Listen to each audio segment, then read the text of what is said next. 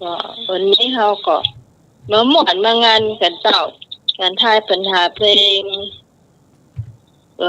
มีความสุขตัวแล้วเขาจะได้บุญไปจังหน้าตัวนะเจ้าสะสมคะแนนนี่ก็เป็นสตางค์ทางด้านนะเจ้าหน่วยยอดเอาออมสินของคุณผู้ฟังนะเจ้าสารีนี่น่าจะได้เกินนั่นละน่าจะได้เกิน56 เจ้าผมขออนุญาตครับทักทายก่อนนะครับจ้าได้ทักทายกันแล้วได้ครับกราบนมัสการท่านสมัครครับพรครับนมัสการท่านสมณเณรเอาลาดโซนะครับผมครับผมสวัสดีครับสวัสดีคุณพิสมัยนะครับเนอะเจ้ากิเจมาตกครับเน้นนักเดี๋ยวไปหับเนาะรอสักครั้งต่อครั้งที่ไปไว้สายท่านมีคนด้วยนะครับเจ้าสวัสดีทุกเสียงทุกสายครับเจ้าผมเจ้าขอบคุณได้โทรไปจากหมายเลขโทรกลับ Welcome to callback service For English please press 2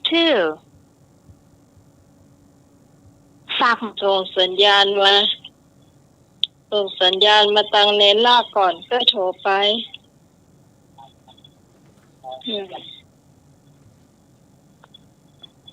อยู่ไปห้าบแล้วมันจะรูดหัวก่อน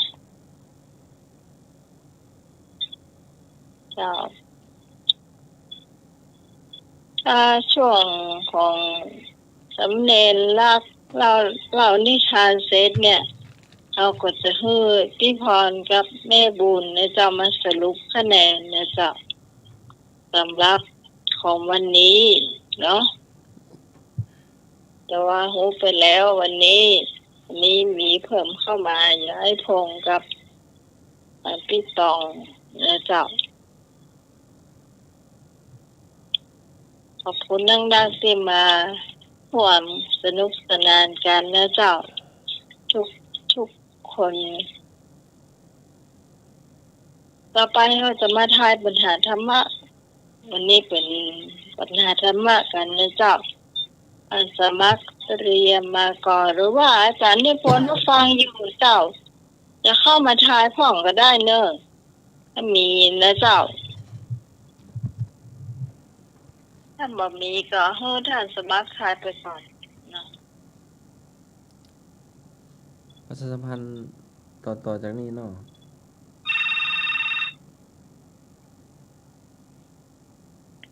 เจ้าครับ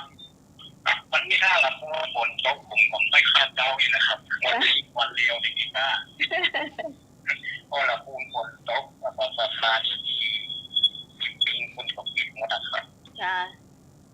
อันนี้น้อยๆนี่เป็นหนึ่งกัวฝนตกนะเนาะหัวปลาท้องแม่จริงๆปลาของท้องเหมือนกันนะครับปลาตาตกเหมือนกันนะครับมาเดี๋ยวนี้ตกอย่างนี้ครับผมเด็กก็ฟังได้นะครับโอ้ฟ้าหินนี่มาให้บดีจะบับปีเจ้าครับสถานที่ใหญ่เจ้าครับผมเจ้าเช่นใดบ่ปังบ่มั่งบับปีอาจารย์จะเอากลัวเลยนะท่านสมัครนิมนต์เจ้าวิชาเบญจศิลป์เบญจธรรมถามว่าข้อใดคือพื้นฐานข้อใดคือพื้นฐานการทำความดีของคนทั้งหลายกชาติตระกูลขอศีลขอสมาธิงปัญญาอันแรกข้อใดคือพื้นฐานการทำความดีของคนทั้งหลายกชาติตระกูลขอศีลขอสมาธิงปัญญา ยากค่ะไม่ยากเลยวิชาเบญจศีลเบญจธรรมเจ้า วินัยนักธรรมศึกษาสันตรีศีลเนาะพี่พรปัสสาพี่พรปัสเต้าบนกลางครับเจ้าครับผมขอใครเนาะครับเจ้าศีลเด้อพ่อศีลเด้อศีลเจ้า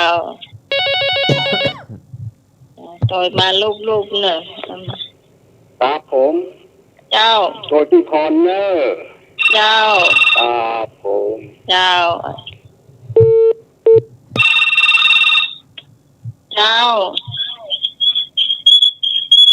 จะมาที่เจ้าเลือกข้อใดข้อหนึ่งเจ้า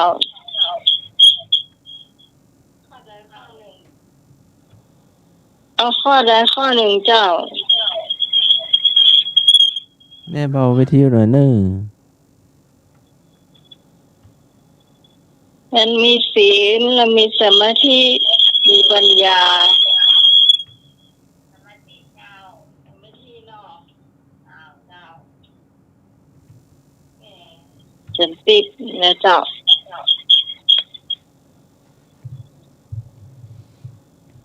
เฉลยข้อใดคือพื้นฐานการทำความดีของคนทั้งหลายตอบศีลข้อขอพี่พรได้2 คะแนนให้หนุ่ยได้1ไม่บุญได้เกิงนะเจ้านี่ต้องใช้ความโวยแข่งกันหน่อยเนอะข้อที่2ข้อใดเป็นความหมายของศีลก็ความสำรวมกายวาจาขอความสำรวมใจขอความซื่อสัตย์งอการเสียสละข้อใดเป็นความหมายของศีลก็ความสำรวมกายวาจาขอไข่สำรวมใจขอความซื่อสัตย์งอการเสียสละกอไก่ก็งกลงหน่อยเจ้าขอไข่เจ้าขอไข่เจ้าผมกอไก่ครับผมกอไก่พงครับผม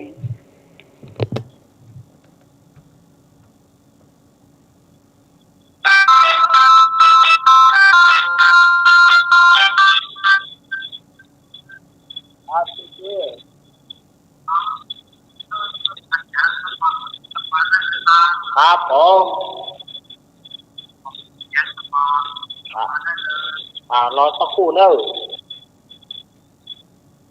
มีเสียงตอบคุณผู้ฟังที่จะตอบพี่พรยังไม่ได้ตอบเจอนะเจ้าพี่ได้ฟังคำถามหมดหรือยังพี่ฟังยังไม่จบเลยดิค่ะข้อใดเป็นความหมายของศีลก็ความสำรวมกายวาจาขอความสำรวมใจขอความซื่อสัตย์งอการเสียสละ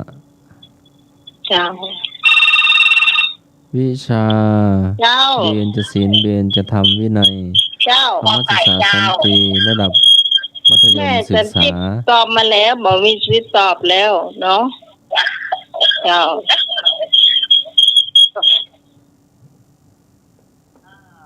อาจารย์สมัครเจส่งสัญญาณมาละ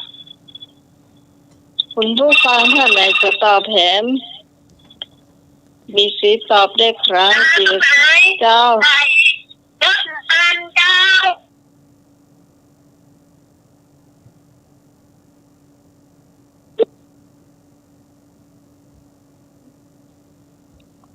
ไปหับเจก่อน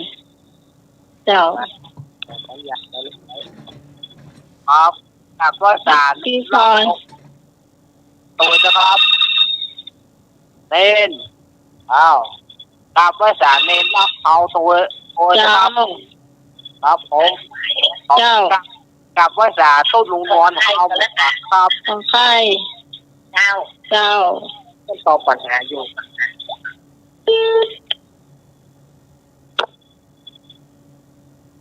อ่าสวัสดีพี่ที่สมัยคนงามนะครับ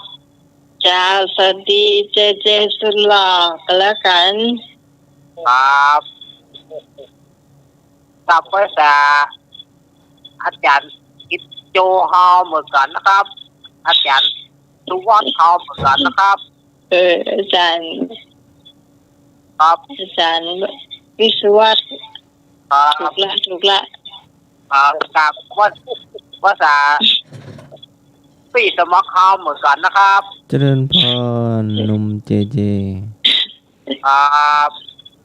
อนุโมทนา ทุกโซนเลยนะครับที่ฟังขึ้นนี้เนาะ จ้า น้อยเนาะ ทำงานเรียบร้อยเนาะ ครับ ปฏิบัติงานเรียบร้อยก็ถึงมาได้เนาะ ครับติดปืนติดปอยกับแม่กับครับพี่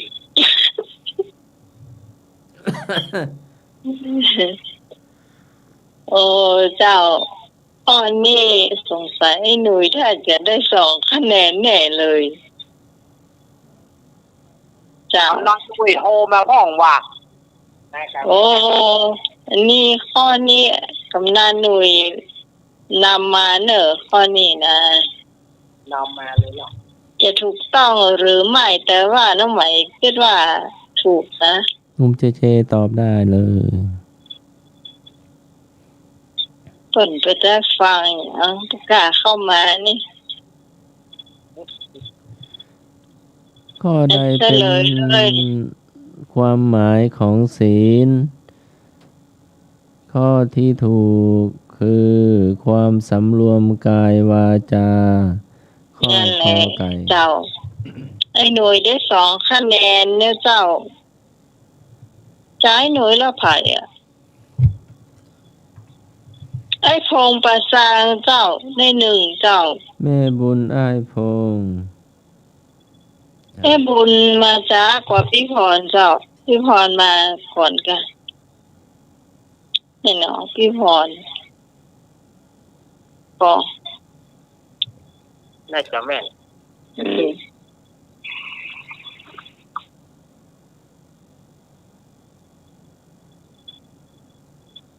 พี่พรโคตรประตัน คำถามข้อที่ 3 วัตถุประสงค์ในการบัญญัติศีลคืออะไร ก็ทำให้ใจสงบ ขอละกิเลสได้ ขอฝึกกายวาจา งอดับทุกข์ วัตถุประสงค์ในการบัญญัติศีลคืออะไร ก็ทำให้ใจสงบ ขอละกิเลสได้ ขอฝึกกายวาจา งอดับทุกข์ ตอบมาได้เลยเนี่ยเจ้าตอนนี้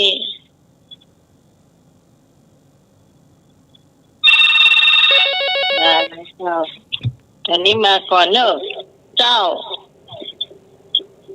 ตอบได้เลยเจ้าใจจ้าแก้วข้อไหนท่านสมัครสงบกายวาจาก ายวาจาอยู่ที่ข้อคอควายแม่เบาวิทยุเนอะเอาสายต่อมาเนอะ ครับคอควายครับผม คอควายลุง ครับครับผม เจ้าแค่ตัวควายกันควายเจ้าต้องกดแล้วเจ้ากลับบ้านสายเข้าไปได้เนาะเจ้า ไอ้พงเอาข้อกอไก่เนอะ ไอ้พงกอไก่ ครับผม เจ้าพรมาเลยเนอะสายบ้างแล้วเจ้าก็หมายคอควาย คอควาย นะคอควายนั่นน่ะเจ้า เจ้า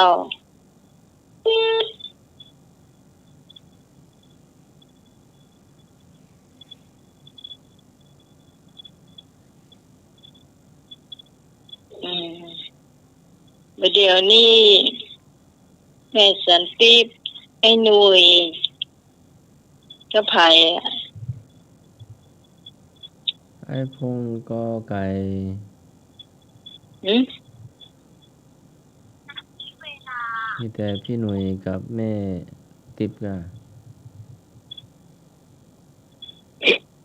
ไอ้หนุ่ยคอควายเจ้า เจ้าไอ้หนุ่ยคอควาย แม่สันติมาก่อน เจ้า น้องไม้แม่ยาที่สาม อ๋อที่สามคือแม่เจ้า แล้วเขาควายอ่ะ เจ้าอ๋อเฉลยเจ้า ถูก วัต แล้ว ถุประ เนาะ สงค์ในการบัญญัติศีลคือ ฝึกกายวาจาข้อคอมีแม่จันติบลุงหนุ่ยแม่บุญ อ๋อแล้วเนอะอันนี้แม่สันติได้2 คะแนนไอ้หนุ่ยได้1 คะแนนแม่บุญได้เกินคะแนน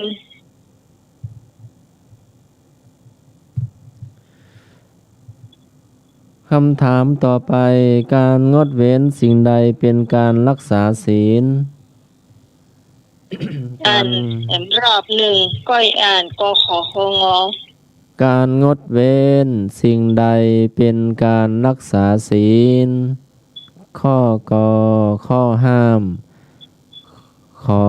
กฎเกณฑ์ คอระเบียบ งอข้อบังคับ การงดเว้นสิ่งใดเป็นการรักษาศีล กข้อห้าม ขอกฎเกณฑ์ คอระเบียบ งอข้อบังคับ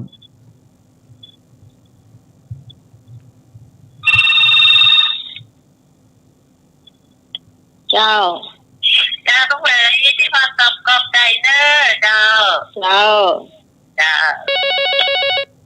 มาไปตันเจ้ามาจะต้องพูดก่อนเลยครับเลย เจ้า ต้องสมัครเข้าใจ เจ้ารับแล้วเจ้า ครับผมตอบข้อกอไก่นะครับผม เจ้า ครับผม เจ้า ก็พอไปเจ้า เข้าใจเนาะเจ้า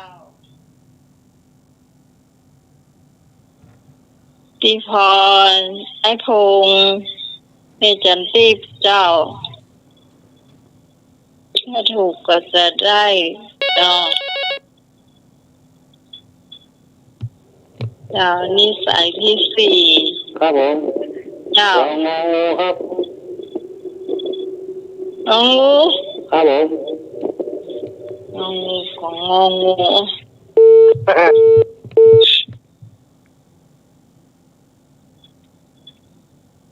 มีคนถูกก่อน เจะเลยแล้วกัน อืม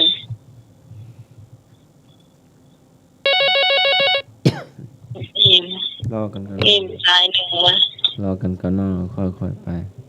เจริญพร ร้านสมัครขอไข่ ขอไข่พระอาจารย์นิพนธ์วัดพระธาตุดอยสะเก็ด รอบนี้เอาคะแนนนะ การงดเว้นสิ่งใดเป็นการรักษาศีลกข้อห้าม ขอกฎเกณฑ์ คอระเบียบ งอข้อบังคับ ขอไข่ ขอไข่กันครับ ครับ การงดเว้นสิ่งใดเป็นการรักษาศีล ข้อที่ถูกข้อห้าม กอไก่ กอไก่ พี่พรได้2 คะแนนทันมาไผ่เป็นไอ้พงษ์เหรอ สนเด็จ นะ ทานมานี่เป็นพระโตมก่อน เจ้าทันมาเป็นแม่จัดติบเนาะแม่เนาะ ติด เจ้า2 คะแนน1 คะแนนแม่จัดติบได้เกินเนื้อเจ้า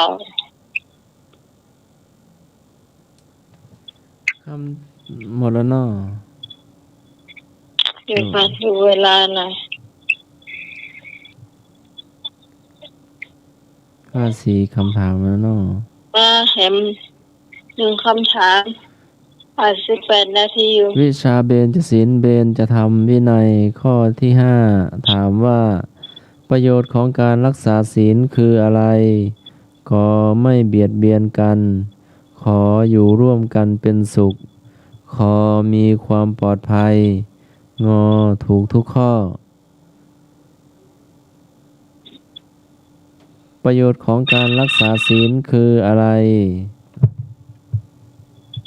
มีสายมาทางโยมนิสมัย รับเลย เจ้า นี่ครับ เจ้า เอาข้อไกลเลย เจ้าเอกพะเยาเนาะ ครับผม เจ้า มาตอบมาเลยเจ้า เจ้า เจ้าไหนโง่เจ้าทุกข้อเจ้า เจ้าน้องใหม่ก็ว่าจ้านะต้องพูดก่อนเลยต้องพูดมาก่อน ครับผม เจ้าไอ้พงษ์ ครับผม เจ้า งูเนาะ ครับผม เจ้าไอโคง นิสัยที่ 3 เจ้า เจ้าของงูเออ งูแม่บุญ เจ้า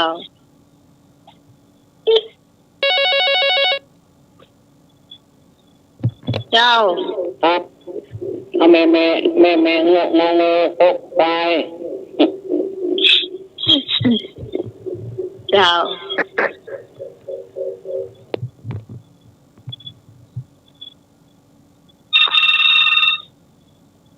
เจ้า งูเจ้า งูเจ้าเนาะ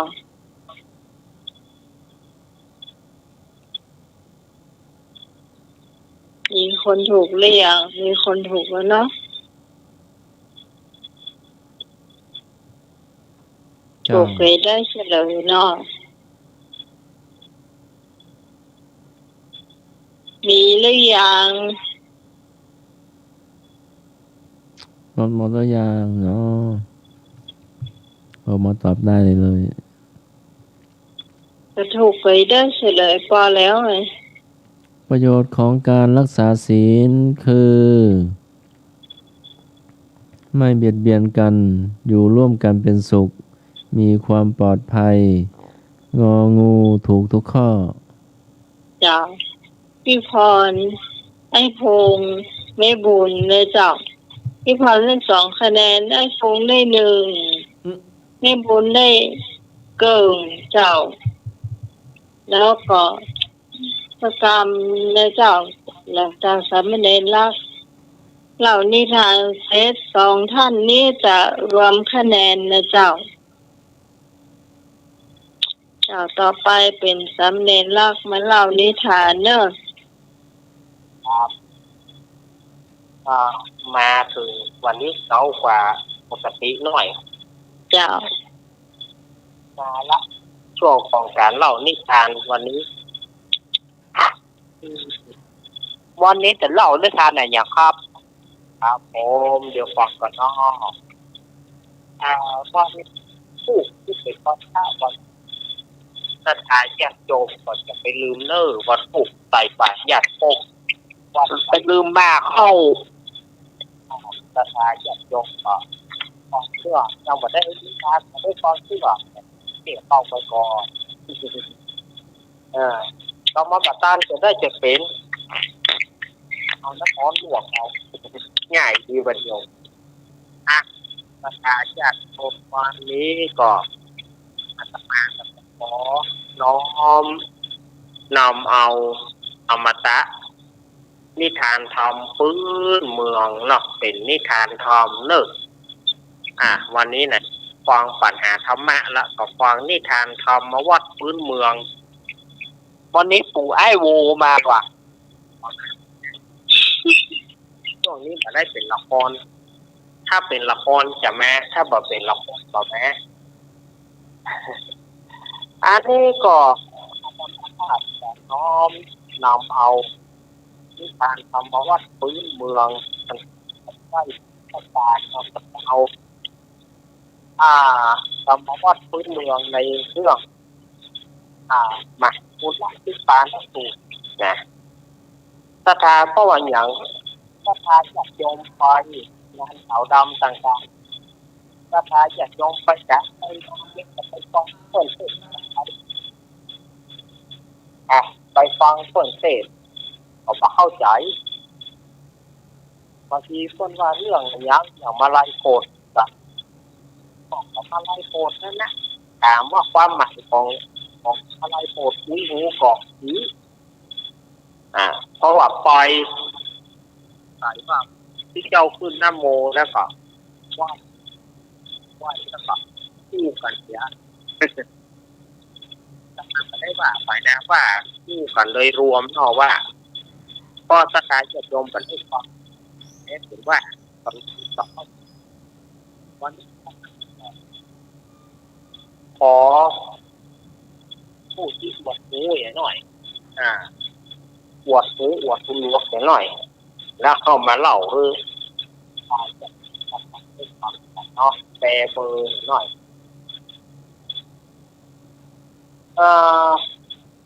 ในธรรมวัตรในนิทานธรรมที่ฟังคำว่ามหาแปลว่าใหญ่มูลแปลว่าเหตุ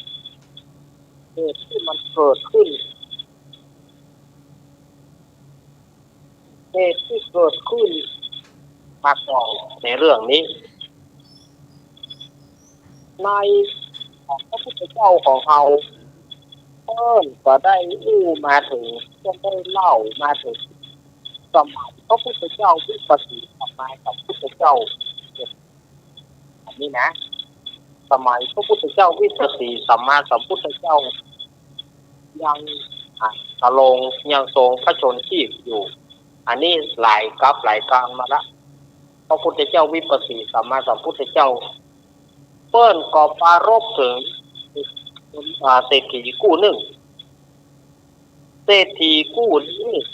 มีสองหัวเมียมีเข้าของนักโศก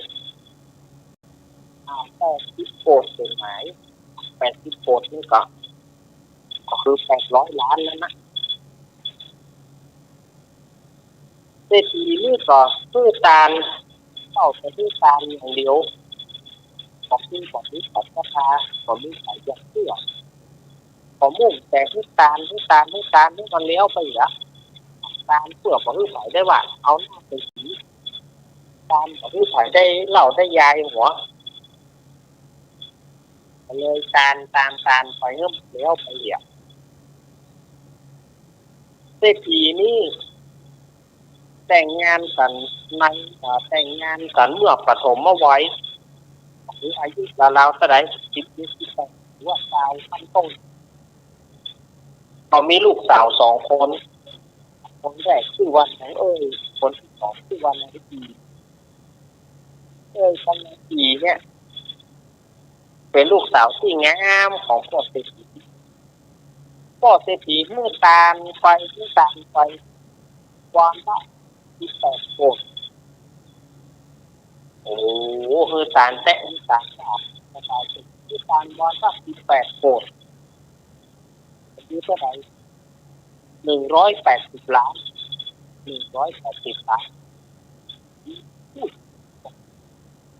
ว่าตาลทั้งเพศของนะว่าเอาตาลที่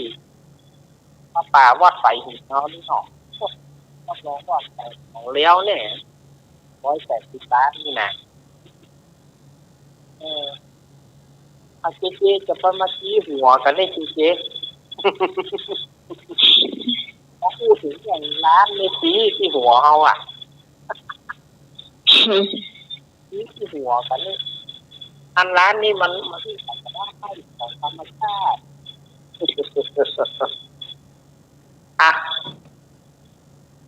ที่นี่ก็คือนี่อยู่กองคารวะอยู่กองบ้านกองที่รับลูกรับหลานอยู่กับลูกสาว2 คนมีอายุสมัยนั้นมีอายุที่80 กว่า ได้อายุเป็นแสนปีก่อนโอ้เอาขนาดเอาแค่ปลายเขาเรียกว่าซ่าโอ้สองโอ้อะไรต่างน้ำเมื่อปูเศรษฐีครั้งอยากเศรษฐีตายไปพอได้ไปเกิดอยู่ในป่าอยู่ในป่าช้าได้เห็นถึงสองคนอาจเป็นต้องเข้าของตาไปเป็นว่าต้องเข้าอยากนะมีอยู่วันหนึ่งก็ไปเข้าฝันไปเข้าฝันลูกสาวของคนไปเข้าฝันลูกสาวว่าน้อยพ่อก็คือ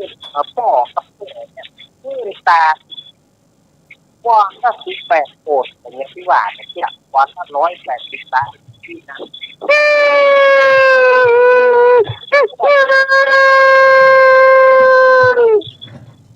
เนี่ยยังแบบกับเนี่ยเป็นต้องเข้าอยากนะพอให้ลูกไปทูลถามพุทธเจ้าบ่อยแม่กำเนิดนางทั้งสองนี่ขวานพร้อมกันนะที่สองขวานพร้อมกันจะขึ้นตื่นนะที่ตอนนั้นลูกน้องบอกว่าเจ้าขวานไหนปล่อยแม่มาบอกว่าเป็นเข้าจากนั้นเป็นที่ขวานเดียวกันอะไรมันจะมาตรงกันแค่ตรงกับที่ขวานเดียว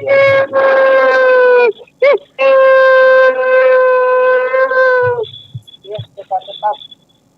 งบอลเถอะมันฟังเวงนะอยู่นี่คนเดียวนะ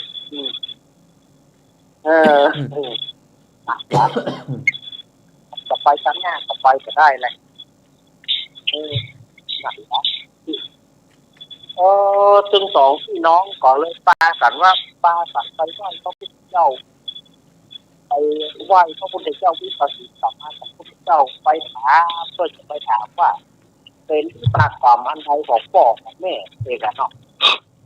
เมื่อนางทั้งสองเข้าไปกับไปไหว้องค์สมเด็จพระสัมมาสัมพุทธเจ้า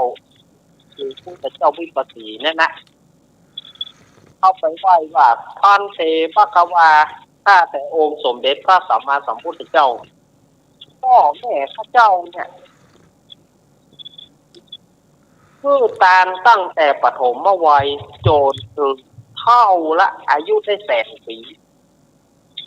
พอเมื่อตายไปแล้วเนี่ยยังไปเป็นผีเป็นเพศท่านเข้าอยากน้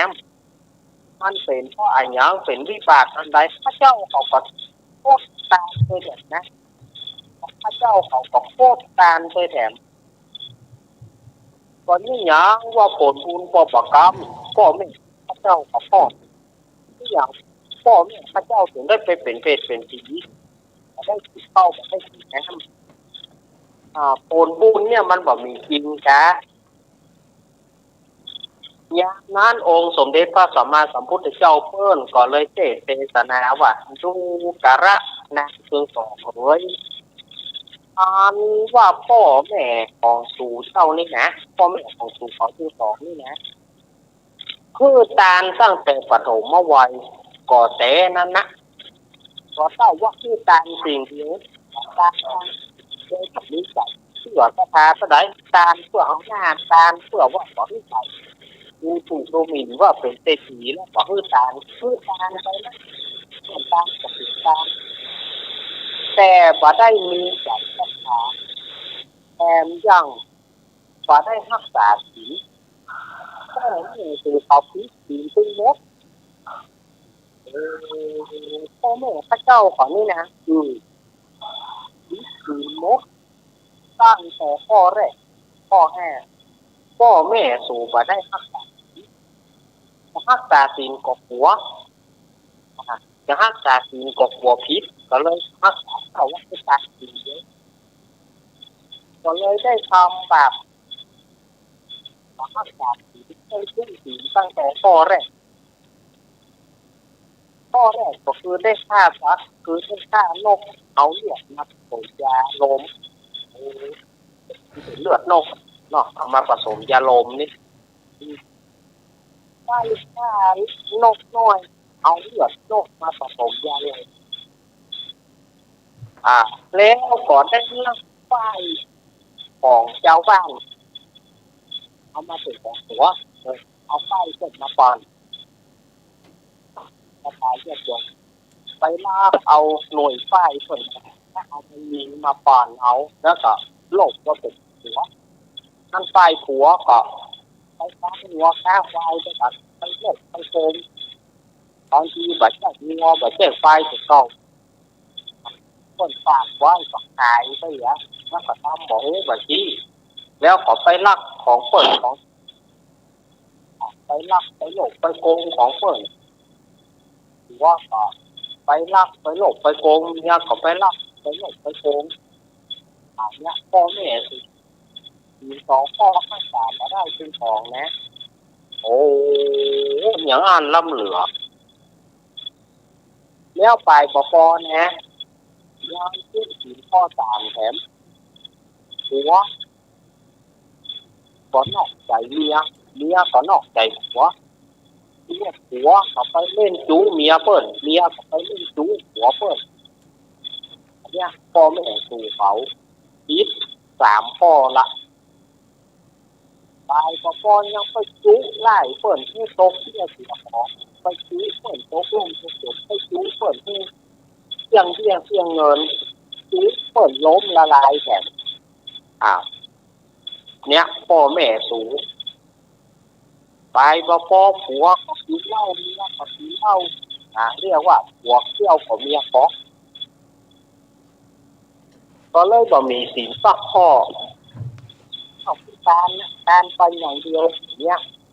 พ่อแม่สู่ถึงไปถึงเหตุต้องเข้าอยากนั้นพ่อแม่ข้าเจ้าเขานี่ก็ได้รักษาศีลสักข้อเขาได้รักษาสักข้อแล้วก็เมื่อพ่อแม่ของชีวิตเขาเนี่ยจะเป็นเพื่อนเป็นที500 จาก500 จากจะไปโต๊ะมรหกแต่ละกลุ่มถึงละ500 จากหลายราคาจากเป็นเพื่อนเป็นทีจากไปโต๊ะมรหกกลุ่มละ500 จากแล้วจะมาเป็นเฟสอสุรกายถึงอย่าง500 จากแล้วจะเกิดเป็นทรัพย์เนรสารจ้างม้าเนื้อควายหมูหมาจะเกิดในฟองของอย่างละ500 จากอันนี้เลยพ่อแม่ข้าเจ้าเขานี่นะอันเตพระกวาข้าแต่องค์สมเด็จพระสัมมาสัมพุทธเจ้าแล้วจะมีวิธีใดที่จะช่วยกันเขาเบาบางที่จะช่วยพ่อแม่ของเจ้าเขาก็โค้งจากเป็นที่นี้จะพอช่วยได้ก่อนจะมีวิธีใดพ่อนางที่บอกถาม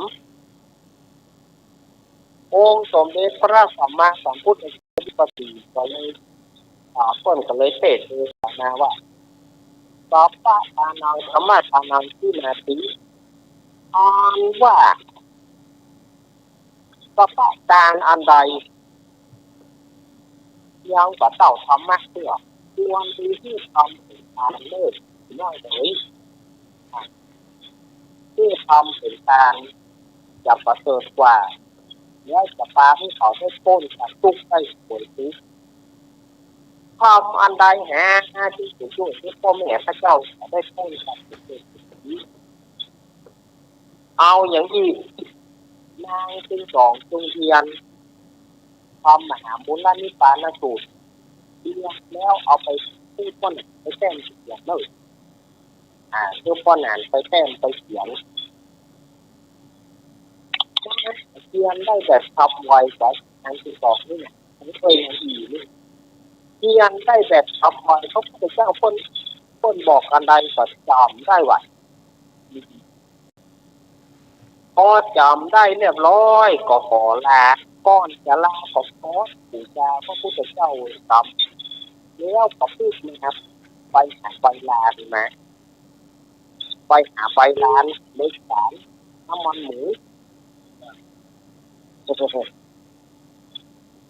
ไปหาเล็กไปร้านเล็กสารมันหมูมีเมื่อได้วัตถุต่างๆแล้วก็ไปขอพ่อแหน่พ่ออย่างที่พ่อแหน่บอกยันเซ็ตในวันเดียวได้ทำสิ่งหนึ่ง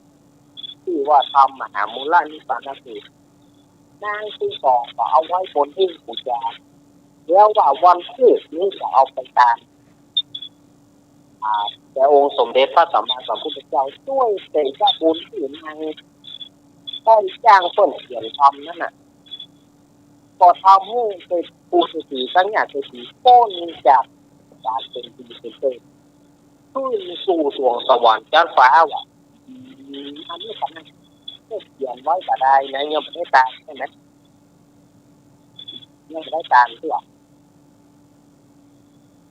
ผู้เศรษฐีเนี่ยเศรษฐีกับโป้นออกจากตึกขึ้นสู่สวงสวรรค์ชั้นฟ้ามีปราสาทสูง15 โยชน์แล้วก็ราชรถลงมาบอกเพื่อนลูกเพื่อนเต้าประเด็นปอบโป้นแล้วเนอะ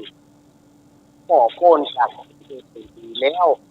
ที่โตอย่างยังลูกได้เท้าลูกได้การอย่างเป็นพ่อแม่ถึงได้โป้นนางที่สองเขาบอกว่าพระเจ้าเขาก็ยังไม่ได้การเพื่อจะไปการกับผู้ตอนผู้เมื่อเช้าจะไปการแต่วันนี้จ้างคนเขียนทำไว้พอทำเมื่อผู้เสร็จโป้นออกจากไปถึงพุทธเทวดาที่ในสวรรค์ชั้นดาวดึงส์สวรรค์ชั้นดาวดึงส์นี่ก็คือสวรรค์ชั้นที่2ตายยากจนถึงวันผู้เมื่อเช้านางที่สองได้พระเทียมห่อข้าวหนมห่อข้าวต้มห่อนี่ห่อนี่ห่อเสร็จแล้วก็นำทำหามุขนิพพานคือไปถวายองค์สมเด็จพระสัมพุทธเจ้าองค์สมเด็จพระสัมมาสัมพุทธเจ้าก็ได้ฝันพรให้สร้างจิตเจตนาทำงานในการทำนี้ขอไปรอดไปถึงในพ่อแม่ของแต่เตนางก็ดีอกดีใจฟ้อนปู่จาทำนี้ฟ้อนปู่จานางที่สองก็ถึงเดือนที่ปีใหม่ออกไปนิมนต์ทุกเจ้าไปนิมนต์ทุกเจ้ามาเทศนาธรรมหามุขนิพพานสูตรยังเดือนของตัวเก่าได้ต่อพักษาศีลเมตตาภาวนาจนถึงอายุได้100 ปีถึงอายุได้100 ปีนางก็เวียนว่ายอยู่ในชั้นฟ้าและกับเมืองคนนางซึ่งสองป่าไปอบายภูมิที่บอกไปตกมรณะป่าไปเกิดสัตว์ในป่าเวียนว่ายแต่เกิดตายจากเส้นกว่าท่าลงมาเกิดเมืองคนตายจากเมืองคนไปถึงเทวดาเวียนกันยะจนมาถึงในสมัยองค์สมเด็จพระสัมมาสัมพุทธสมเด็จพระสัมมาสัมพุทธเจ้าคือองค์พระพุทธเจ้าองค์ปัจจุบันของเรานางผู้พี่ก็ได้เป็นนางเสนาภิกุณีส่วนนางผู้น้องก็ได้เป็นนางพระนางได้เป็นอุบลบรรณาเสรีได้เป็นภิกษุณีเป็นที่อันนี้องค์สมเด็จพระสัมมาสัมพุทธเจ้าเพื่อนเทศคือพระอานนท์ฟังแล้วพระอานนท์ก็เอามาเล่าคือแต่ผู้เจ้าสัมผัสใส่ธรรมศรัทธาอันนี้ท่านมีปานสูตรศรัทธาญาติโยมจะไปลืมอยู่การเรื่องที่สองต่อออกมาแล้วการญาติพี่น้องการหาความเข้าบุรุษปู่ย่าตายายการไฟเตอร์เนอร์เนี่ยที่จำว่าไปกระป๋องที่คนถามเขาตามไปว่าคนแต่จะได้กินก็ได้กินหมดการไฟเตอร์กระไรการไฟเตอร์คนเป็นจะทำคาถาสะพองจะตั้งนอกวาดเนี่ยการนอกวาดนั่นแยกยกมันแบบสะดวกนะอาตมาถึงว่าอาตมาขอเอ็นที่ ไผจะว่าจะได้กระจ้างเนอะที่ว่าการนอกวัดนี่มันแบบสะดวก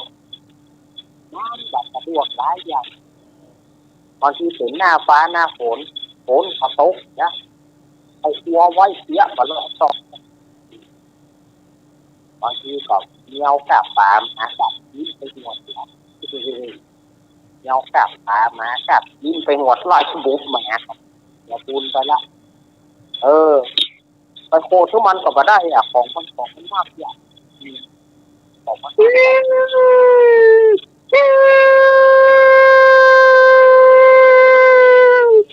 นี่เสียงยังจะไปก่อนนะอันขอถ้าไปการเนี่ยไปวัดเอาไปวัดเอามันมีเกี่ยวกับอาสนะในวิหารในศาลาครบวางโฮมจะเข้าไปการในวัดบ่เป็นนะบางทีวัดเป็นบางทีนอกวัดเป็นโอ้ใหญ่โตๆกันจะนิมนต์ที่เจ้าไปนั่งเนี่ยมันที่เจ้าโลดมาหยอกที่เจ้าของโมท่าเนี่ยที่อาจจะมาว่าไปเนาะมันไม่คุ้มเนาะอาจารย์สมัครเนาะคุ้มมันไม่คุ้มเลยนะนั่นก็ถวายทานในวัดนะไปจะเป็นโคงสารพัดที่แหนโคตรโตก็ต้องได้เปียอันนี้เลยอันนี้ก็พอมาถึงด้านนี้ตอนมันจบตื่นพอดี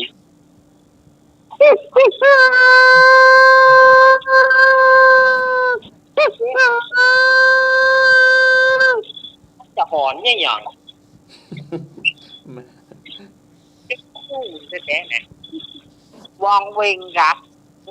ก็พูดอยู่คนวางเวงก็ผีพระทายญาติโยมทั้งหลายเมื่อได้ฟังที่การทำนี่แล้วขอให้พระทายญาติโยมได้มีดวงตาได้หันธรรมได้สำเร็จมรรคผลนิพพานอย่างใจทุกคนวันนี้ติดไปด้วยประการใด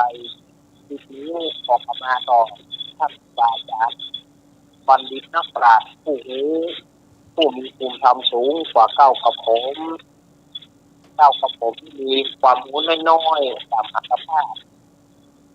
ป.4 ไม่มีเลข 100% ราษฎรเต็มภาพตอนเดียวก็เข้าสู่รายการของรายการธรรมะไทยเปลี่ยนสถานที่โยมแล้วอย่าได้คิดมากถือว่าไทยเปลี่ยนหรือเบาสมองเนาะเจ้าช่วงนี้แม่บุญกับพี่พรเจ้ารวมคะแนนเสร็จแต่ว่าไทยเสร็จก่อนก็มาก่อนนะเจ้าโทรมาตีสายน้องไหมเด้อ053120525เจ้า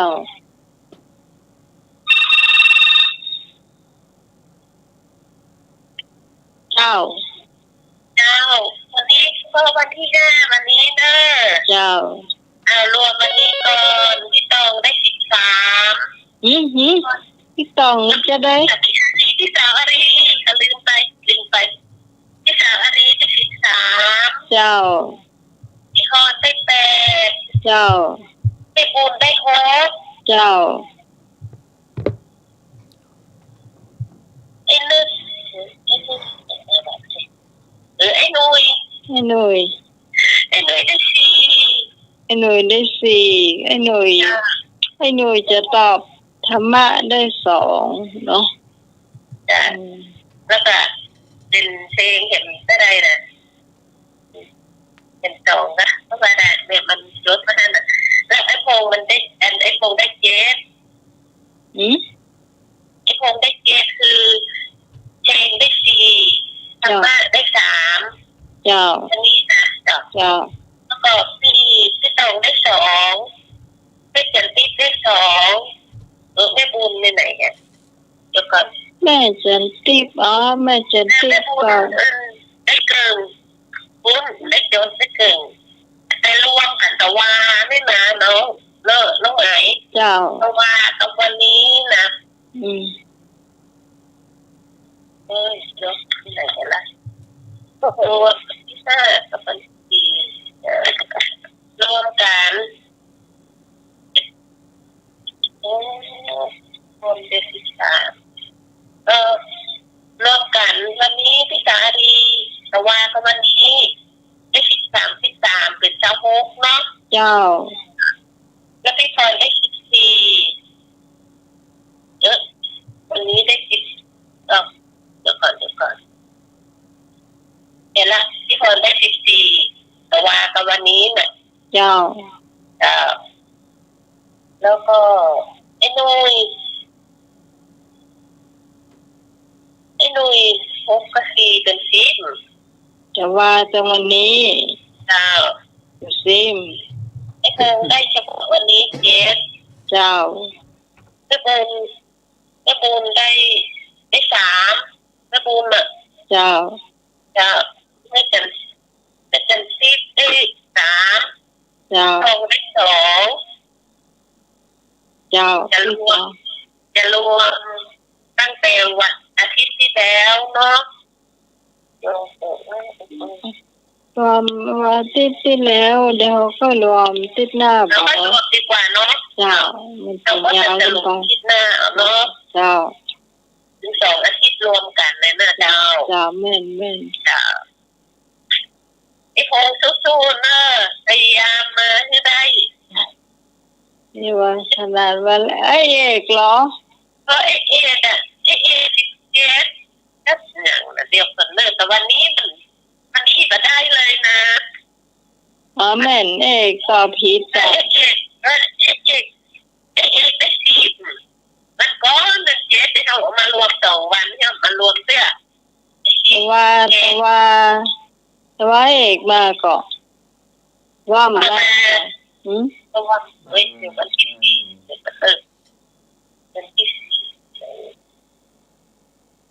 แต่ว่าน่าจะบ่มาเดี๋ยว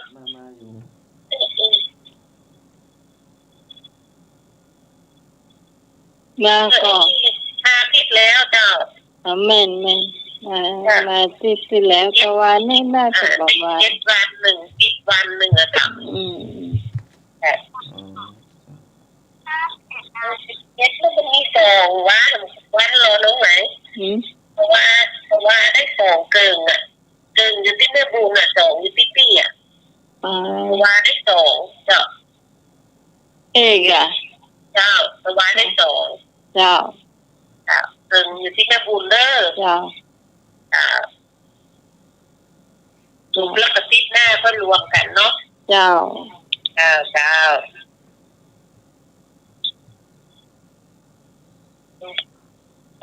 ให้บุญมาวันที่4เดี๋ยวติดหน้าก็ว่ากันเนี่ยมาเสาหน้าเจ้าอันนี้พี่รวมหมดละไอ้ติดแล้วนะเอกได้17เนาะจ้าแม่บวกวันติดนี้ได้19นะคะเอกนะรวมติดแล้วอ่ะจ้ะเดี๋ยวเขาว่ากันที่หน้าเนาะรวมกันกันแล้วจ้ะแม่เจ้าเดี๋ยวนี้ถ้าจะนำแต่นี่กับพี่สารีเนาะโอ้แต่นั่นมาพี่สารีได้59แล้วจ้ะถึง2นะก็จะ60แล้วเนาะคะแนนเดียวเหรอเจ้าเพราะว่าการที่หน้าจะมาบอกกันใหม่เนอะเจ้า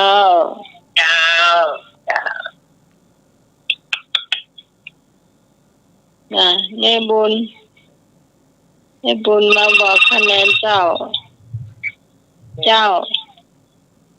มาแล้วเพลงก็นอกเพลงแม่เกินเดียวอันเดียวคะแนนแล้วก็เลิกก็ได้เกินแล้วก็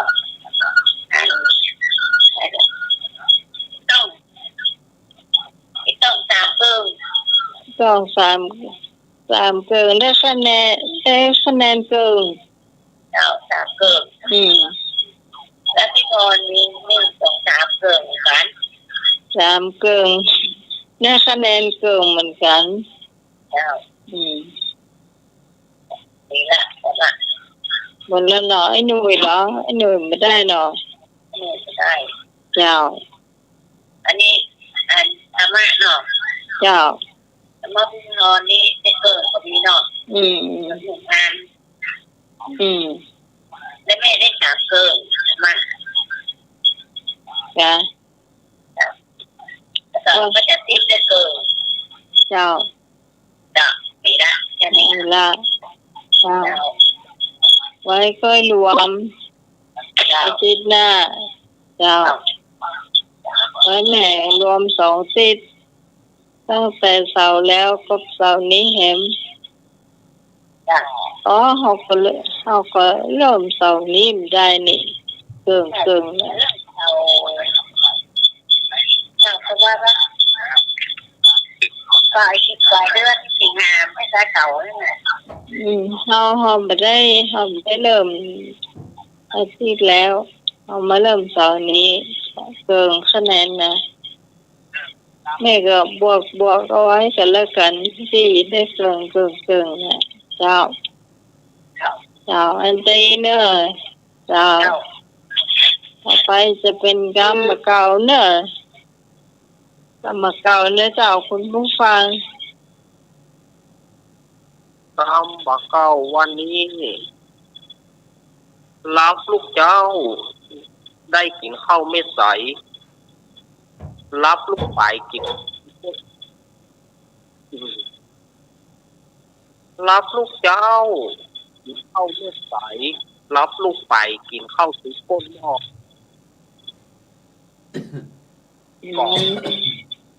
ถ้าจะแปลไปแล้วก็คือว่า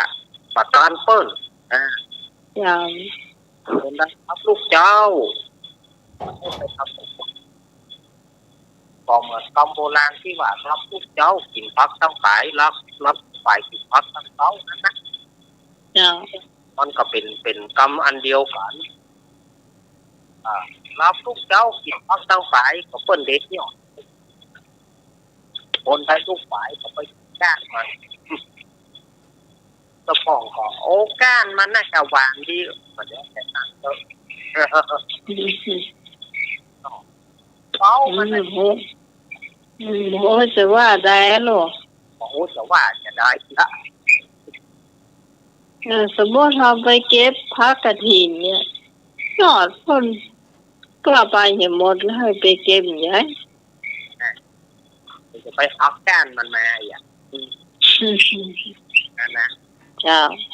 มันก็เป็นคำว่าเก่าโบราณที่คนว่าไว้แถมกำหนึ่งเลี้ยงหลายเอาไว้เผื่อวอบอกว่าเลี้ยงมันหลายหน่อยสมัยก่อนแต่ว่าเสร็จวอต้อง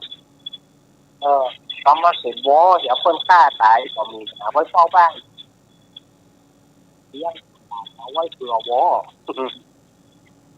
ที่เป็นคำของเราก็คือว่ามีเอาเนี่ยอย่างกับเผื่อไว้พ่อมีเงินมีทองกระดีเนี่ยกระดีเอาเผื่อไว้พ่อใช้จ่ายเป็นมดใช้จ่ายเป็นมดก็มดเราไม่กินละจ้าเนี่ยเพิ่นบอกว่าเลี้ยงหมาหลายเอาไว้เผื่อวอเลี้ยงหมาเผื่อมันตายไปมันตายตวงก็ยังเหลือตวงเอาคนแบบเดียวส่วนมากมีแต่ใดเสร็จใจหมดคนแต่ก่อนนี่คนเลี้ยงหมูไปทูนไว้เลี้ยงงัวเลี้ยงควายก็ดีเอาไปทูนไว้เป็นทำศีลประจำตัวพอมีแล้วก็ตายไปอันนี้เป็นที่เอาไว้ปลาหมอมันจังตายเพราะกำปากปลาหมอมันตายเพราะปากก็มาหารแก่กินคนเอาเนี่ยน่าไปหารอันใดปากก็ดี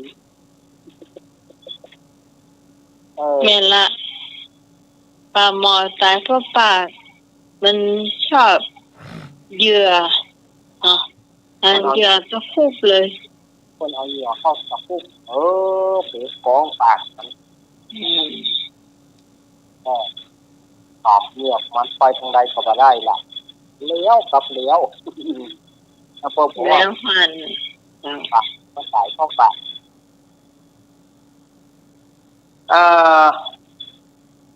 ผมตาม มีก็ไอ้หนุ่ยมีก็มาเนอะ มาช่วยกันสร้างสรรค์มาช่วยกันเพื่อนกันจ๋าลุงหนุ่ยมั้ง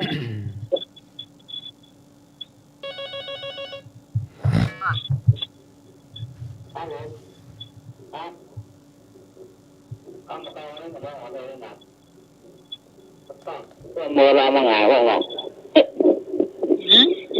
ข้ามเก่าอ่ะเอาพวกเบอร์ละป้าเชื่อมาหงายเลย ว่าอย่างก็ ฟังคำเล่าบ่เต้าตาหัน ฟังคำเล่าเต่าตาหัน ครับ เจ้าแม่เนาะ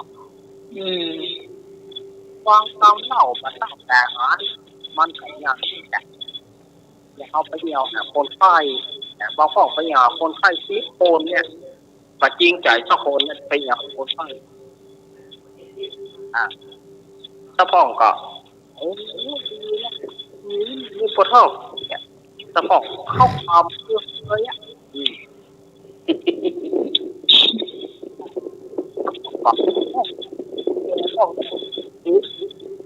นักแกพ่อเลยนะ เขาช่วยหูเขาบอกพูดชอบบอกเอาเข้าไฟนะงอมเข้าหวังเอาเลย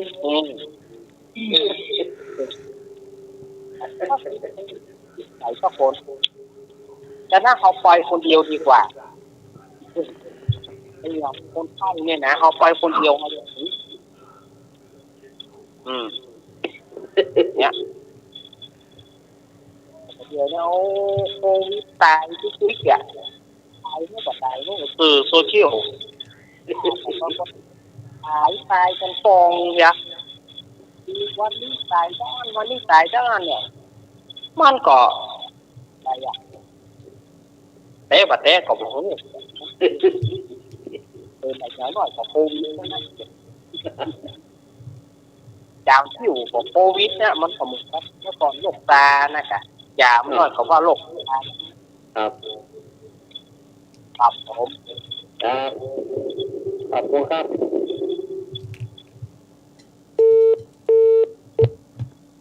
แล้วน่าเอาควรไปดูให้แน่นอนดีกว่าเขามีมันบอกบางสิ่งบางอย่างมันบอกเหมือนที่เขามันเป็นอย่างที่เขาเกิดก่อนเนี่ยอันนี้มาแปะให้กันฟังแบบได้เนอะตำเอาโบราณได้เนี่ยแล้วเขาเสียบุคลากรไปอย่างพวกผู้อำนวยกันเช้าครับเนาะเตรียมกรรมครับครับพริกมีบ้านเหนือเสือมีบ้านใต้แบ่งกันอันนี้บอกว่ามันเป็นการแลกเปลี่ยนเป็นการแลกเปลี่ยนกันเป็นการแลกเปลี่ยนกันเปลี่ยนกันเวลาเขาได้กินอะไรอย่างเขาก็แบ่งปันเพิ่นเวลาเพิ่นมีอย่างเพิ่นก็แบ่งปันเฮาเจ้ามันหาเขียมเนอะเนาะอีกบ้านเหนือบ้านใต้เนี่ยแต่ว่าตามบ้านพี่มีอยู่เนอะที่ไหนมีอยู่เจ้าอนุรักษ์รักษาเอาไว้รักษาสิ่งมิตรภาพนี้นะมีอยู่ที่ว่ายังแบ่งปันยื่นกันนี่นะข้ามหัวนะข้ามหัวมีอยู่เจ้าแต่เดี๋ยวนี้สังคมส่วนมากแต่ก็มีแต่จะบ่มี แต่ก่อน อ ที่ ย่าง เขา เราอย่างบางอย่างเรามันมีนาคเนี่ยสมมติว่าอย่างบ้านพี่มีแบบแต่งนาคแบ่งปันให้คนอื่นพ่องถ้าเพิ่นมีอย่างเพิ่นก็จะแบ่งปันเฮาอย่าง อย่างจีนบ้านเหนือบอกเป็นภาษาบ้านใต้นะ เจ้า ได้นอบ้านเหนือมีนอบ้านใต้ แม่นอย่างน้อยอย่าง นอ น้องบางคนเพิ่นก็หิ้วนอมาให้อย่าง มาต้องที่ต้นลำของยาวสมัยก่อนต้นลำของยาวเพื่อจะมีความใช้ดีมาปูดนั่นแหละ เจ้า มันจะเอาไก่ต้มมาเพื่อนเนี่ยแล้วมาแรงเพื่อนนั้นไม่ยังเอาไม่ได้วะ เขาบอกว่า เขาก็ห้ามไว้เขาก็กำว่าอย่างก็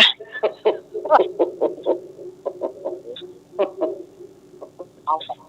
ส่ไม่ดีนั่นแหละเนาะ โลกนี้มันยุติธรรมเนี่ย ไม่เกินเลยจ้า ไก่เมืองเอาแต่เอาเจ้ามันห้ามมานะเมืองเอา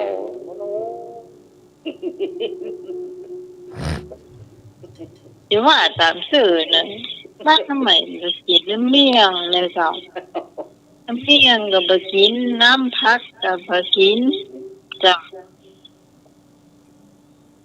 ลงทุนในห้องนะ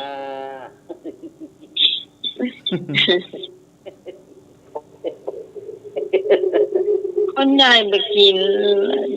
ตัวอ่อนก็เริ่มบกินเนาะ ครับ มันต้องว่าอย่างเจียวพักปาง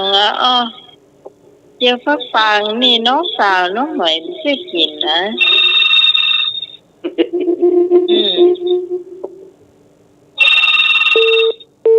เจ้าน้องไม้เจ้าให้ขอถามตัวน้อยเด้อว่ากับนมัสการท่านอาจารย์ท่านสมมาเจ้า ถามประเด็นน่ารักเนาะ ครับ ก็พระอาจารย์นิพนธ์สวัสดีน้องใหม่ด้วยเนอะเจ้าทำมาขายเกียรติทุกคนเนอะเจ้าโอ้ลืมไปแล้วว่าอยากถามอะไรยังนะจะถามนิดหน่อยนี่เหรอ ไปน้อยก็อายไปลายก็เสี่ยงไปน้อยก็อายใส่ลายก็เสี่ยงอันนี้หมายถึงการใส่ซองมันก็เจ้าใส่ซองที่เราจะไปทำบุญนะเจ้าเขาก็อนุโมทนาเนาะสมมติว่าเราเจตนาจะใส่50 บาทเนี่ยก็ได้บุญแล้วเหรออาจจะไปแข่งเพื่อนเป็น500ก็ได้เนาะเจ้าเอามีต้าน ที่บ้านเดียวมันก็เป็นได้บุญเนาะน้องใหม่เนาะแม่น เอามีต้าน แล้วไปเรียนเปิ้นมาได้เนาะแล้วที่แน่ๆพี่สาวรีเปิ้นคะแนนเปิ้นมาถึง59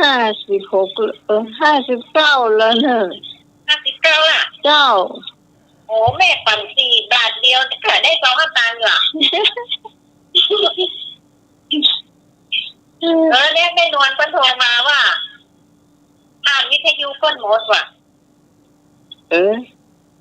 แต่กับเปิ้นมาได้ไปซื้อสกามไม่หรอกไปซื้อต่อร้านเปิ้นสีเสียไรเนาะก็โทรมาบอกแม่ที่นะนั่นเลยไม่นวลมาได้ฟังสกามเจ้าวันเมื่ออาทิตย์ก่อนมาได้ฟังเพราะว่าเปิ้นไปฉีดวัคซีนเจ้าที่กับคำถามวิทยุโมดเห็นละเป็นบอกเจ้าแม่ที่แล้วตีเขาถามไปที่คนอยู่อ่ะเจ้าน้องไม้เจ้า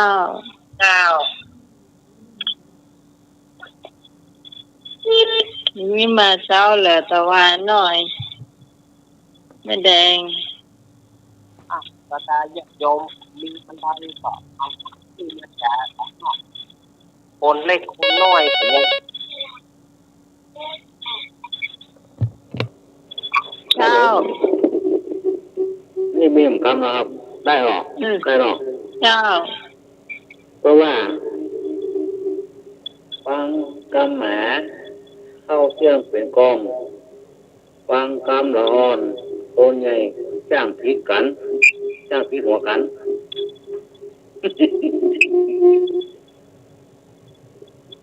ความความเข้าที่ความละอ่อนคนยังจะติดตาม เจ้า มันเป็นกรรมที่ต่อเสียดความเข้าแหมนี่เอาเข้าถูกแม่เลยกระจายจะจมเอาเข้าให้มันตะใดมันตึงประตูกับเขาเอาให้มันสีติดมีกล่องกับเสี้ยงกล่องแล้วก็ความเข้าแหมเข้าเสี้ยงเป็นกล่องความกรรมละอ่อนคนใหญ่จะปิดกันบางเสื้อเรื่องประเทศนี้มาเสื้อไปบอกพ่อแม่ลุงมันตีหัวน้องตอบโอ้มันตีกันเนี่ย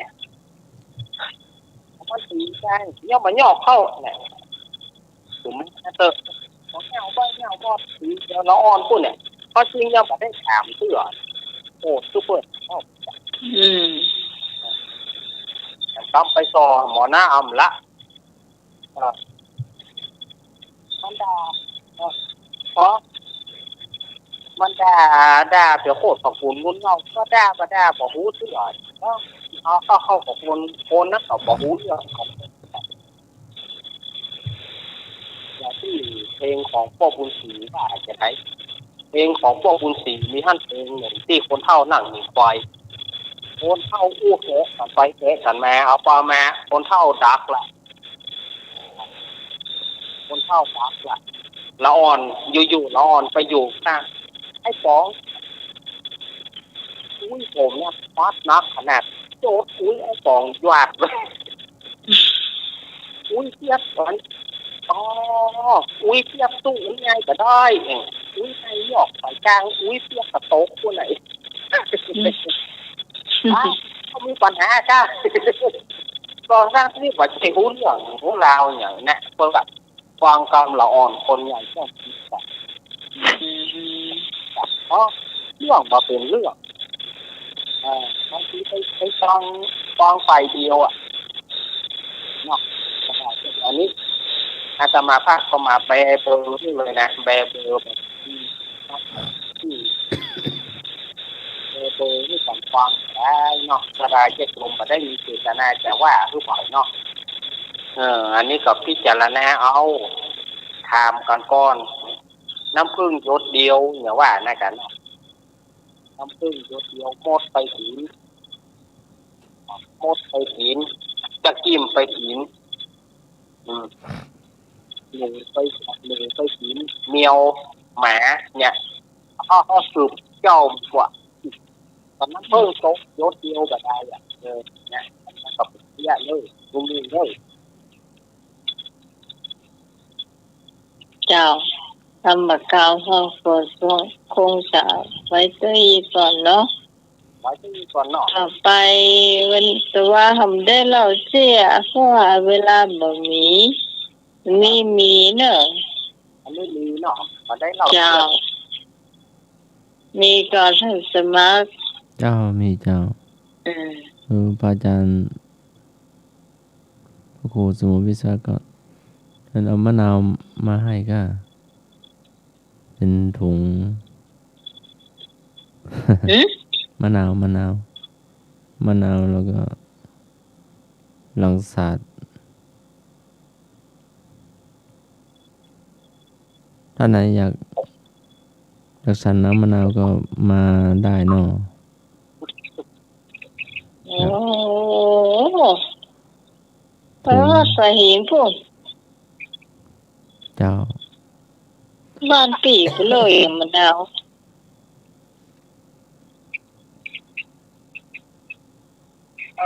อันนี้ที่ เกี่ยอันเนี้ยเกี่ยท่านสมัครนี่ทานก้อมเป็นเที่ยก้อมเนอะประธานอยากโด ฉั น นกับน้ำร้อน2 ลูกแล้วนะ นะ ฉันกับน้ำร้อน2 ลูกแล้ว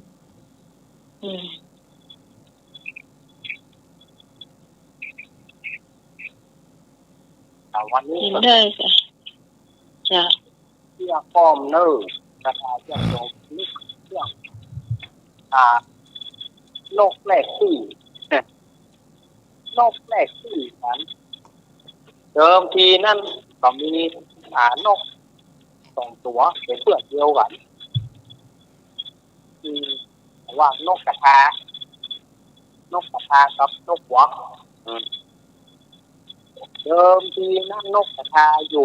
ข้างโต๊ะนกวักอยู่ป่าวันนี้นกวักออกมาป้าของนกกระทาก็เลยถามนกกระทาว่าโอ้เพื่อนเอ๋ยอยู่ข้างโต๊ะนี่ของกินอย่างมีก่อนนกกระทาก็บอกว่าพอมีก็หากินกุ้งปูหอยก็พอได้อยู่แล้วเพื่อนเราไปอยู่ที่ป่าเนี่ยมีของกินอุดมสมบูรณ์ก่อนโอ้อุดมสมบูรณ์ขนาดอุดมสมบูรณ์ขนาดจะกินอะไรยังมีทั้งหมดบอกว่าข้าวต้มข้าวหนมบอกว่าอาหารการกินมีหมดในป่านี่ยังมีอาหารการกินมีข้าวต้มข้าวหนมอยู่จ้ะมีจ้ะเปิ่นไข่ครัวกับนักแม่กะแม่จ้าปลาเลิศกับปูทั้งที่ต่างโต่งก็บ่มีอย่างที่ล้อไปอยู่สภาพที่แม่จ้าปลาเลิศปลาเต๋อโอ้อันเขาแลกตีกันบ่เนาะนกกระทาแลกตีกันบ่นกวักกับตกล้มแลกตีกันนกวักเลยนกวักก็เลยมาอยู่กับโต๊ะนกกระทาก็ไปอยู่ป่านกวักก็ที่องค์ใหญ่ละดีวักตัวก็วักละดีวักนกกระทาก็ไปซ่อหาไม่จับไปจับมาก้าก็หาตาไม่จับนะเนี่ยเที่ยก็ไม่ได้ตัวอย่างนะตัวเก่าอยู่ที่ดีแล้วแค่ที่เปิดก็ฟังคำคนจูหัวอันนี้เที่ยไม่เที่ยเป็นนิทานก้อมเล่าด้วยสบายจะยกได้ฟังกันเลยลุงนุยแม่กันเลยกันครับลุงนุยแม่วันนี้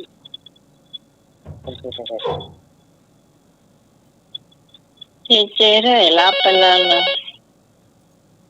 เจรับแล้วเหรอฮะรับแล้วป่ะเพิ่นเล่านิทานได้ฟังอ่ะครับ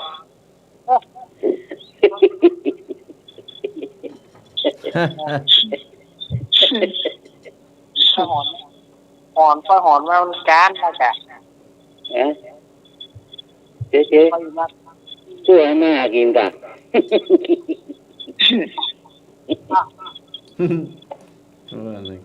ครับเจียพวกปลาใหม่เนาะช่วงโควิดพวกปลาขายลำไย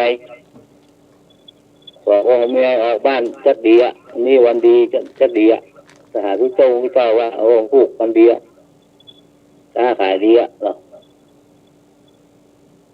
แจ้งเอาเก็บครัวเนี่ยคือรถพวกปลาใหม่เนาะตัวหัวเมียไปร่างสตาร์ทรถบกเรียงห้องปุ๊บเนี่ย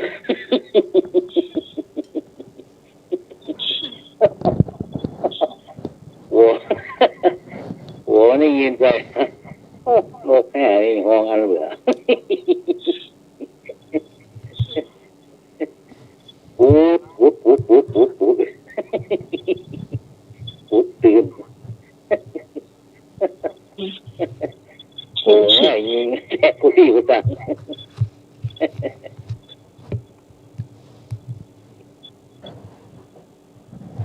ครับจ้าเมียงจ้า นี่ว่าคนนั่งมีเนาะก็เอางานเนี่ยละพูดล่ำดูเนี่ยโอ้นั่นมันมีเลยอ่ะง่ายน่าโตอ่ะนั่งหมกตะกันเนี่ยตาตาเนี่ยส่วนคนเงินพอไงหรอกตาจมูกพอคนมีเงินคนมีงานไงงานโตบ้านนั้นให้จำได้เนาะมีอะไรเงี้ยแต่งตัวดีแท้นี่ก็กำอู้อ่ะ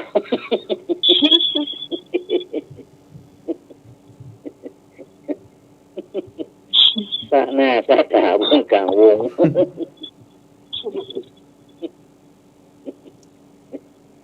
เพราะว่ามีเงินมันจะไปสร้างแน่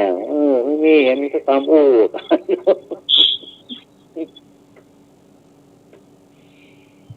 จบจมูกจมูกดีแต่ยังมีสตางค์มาดไหมทำไมว่าจะมาดก่อนมาดกินไม่ได้มาดเฉยคนเท่าว่าก่อนโอ้มีกระมาดเนี่ยบ้ามาดหมูนะเดี๋ยวมีสมัยครับจบไปละ2 เรื่องเนาะจ้า2 เรื่องบอกนี่มีเรื่องเนาะอันนี้เรื่องผมน้อยอกน้อยใจผมเท่าหลายคนเนาะไอ้น้อยมันผมผมน้อยอกน้อยใจน้อยนะเหรอขันจะดีแล้วก็น้อยนั่นเหรอผมไม่ก็หม่นว่าน้อยใจไม่ก็คนดูผมไอ้ดูดีงั้นนี่กันว่าผมไม่นี่หรอกว่าไหนว่าผมหัวงอกเนี่ย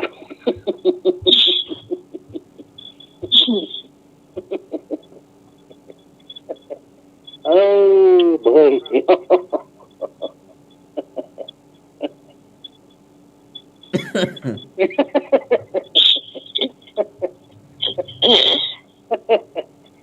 อะไรครับอยู่เมืองใดโดนคนละบาทสมัครแกนล่ะมาแกน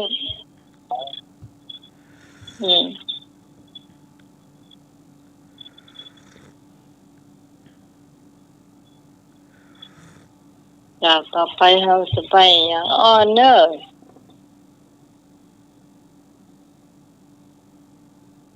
มีอ้อมมาถาม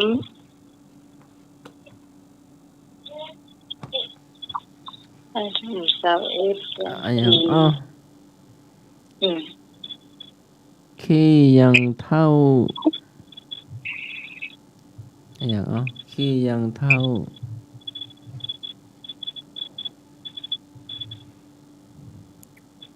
ขี้ยองเท่าขี้ยังเท่าวงเล็บขี้เท่า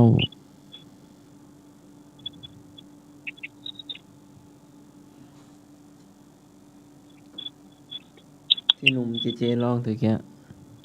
แต่เป็นแมวขี้หมาขี้แมวขี้ยองเท่าขี้ยองเท่า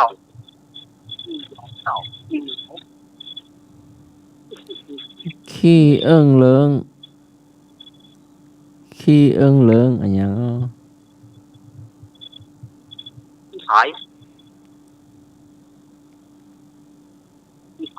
ขี้ไข่ในนี่ว่าขี้ข้างนี่เป็นยังไงครับขี้ข้างกับขี้ข้างขี้ข้าง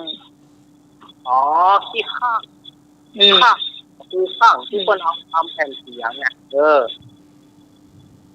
อาจารย์สมองไม่รู้จักข้างแค่ครั้งดิ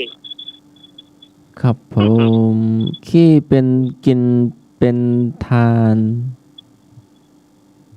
ขี้พึ่งถูกต้องครับผมขี้บาดอกบ่ได้ขี้บาดอกบ่ได้ขี้หยังขี้สาย ยังขี้ไถ อยู่วัดก็มีแล้วก็ ขี้เกียจ ขี้หมูขี้หมาเอ้ามีสายมาลองตอบดูเนาะ เจ้า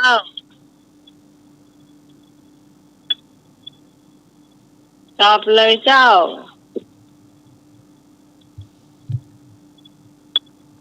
ไม่ตอบเฉลยไปแล้วเนาะ แม่หยัง โอ้โหเพิ่มเร็วถ้าบอกโอ้ก็จะวางเลยนะ อันหยังอ้อขี้เหลือฝา หืม ขี้เหลือฝา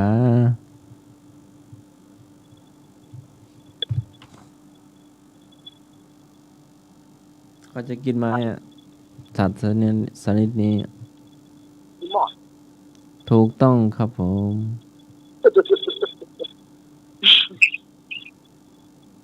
ง่ายๆนี่เหรอ ขี้ยังบวก คือขี้หยัง พี่หอย ขี้ฟาน อ้าวเปลี่ยนกันทำพ่องนอก ขี้จางหลอดขี้หมอดค้างอย่างอ้อขี้จางหลอดขี้หมอดค้าง ขี้ไม่ได้เก็บ ไม่ใช่ขี้จางหลอดขี้หมอดค้าง ขี้ยางหลอดขี้หมดค้าง ขี้ค้าง บาใจ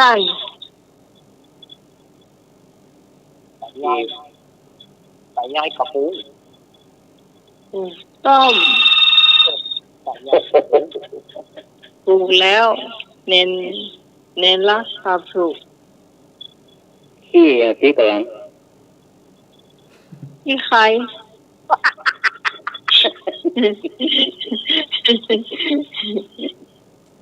ขี้เขาจะเป็นลม ขี้ค่ะขี้เปล่า ไม่ยอมตายนะอ้อกอดเธอละ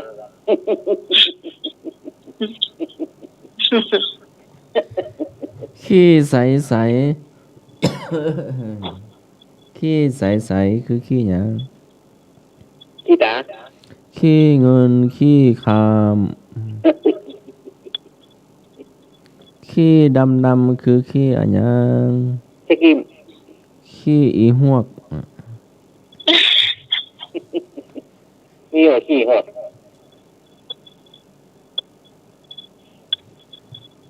ขี้จิกปิกขี้จิกปิกคือขี้อะหยัง ขี้จิปิกขี้จิปิก เวลาลุงหนุ่ยมาไปบ้านน้าใหม่เงี้ยไปจะเหยียบเอาเงี้ยขาลุงก็ก้างดั้งอ่ะ ขี้หมา ขี้ไก่ ขี้ไก่ โอเลกะโอเล มีบ้านพี่ไม่ใช่มีไก่ ขี้กระด้างขี้กระด้างที่อาจารย์อารักษ์บอกต่อไปก่อนนั่นน่ะ ขาย ขี้ไข่ถูกต้องครับผมเป็นยังไงเนาะขี้ไข่ ขี้ขายแน่นะ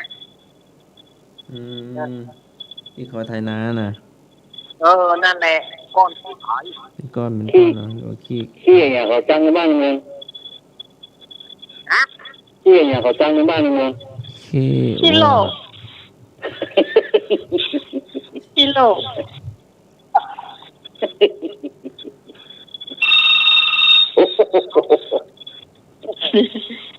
เจ้า ฉันมาเจอลูก ตาเจ้าฮะตาเจ้าค่ะเป็นยังถูกไว้หน่อย มาถูกสักคนนะขี้โลกกับมาถูกขี้ข้างเขาถูก ขี้เหล้า ขี้โลกกับมาถูก นี่ซ้ำจังกว่าที่เล่านะขอโทษอาหารแน่นี่มันรับตาจังไรอ่ะ อันนี้ขอวางกันเนอะ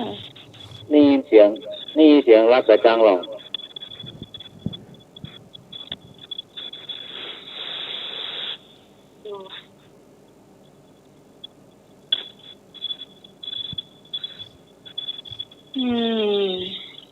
ที่อ่ะ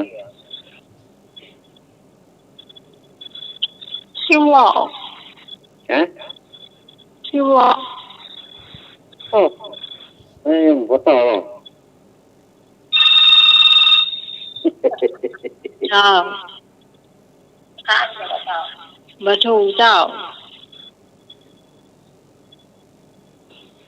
นี่มันดึงจังหรอกพ่อใครจะบอกใกล้อ่ะ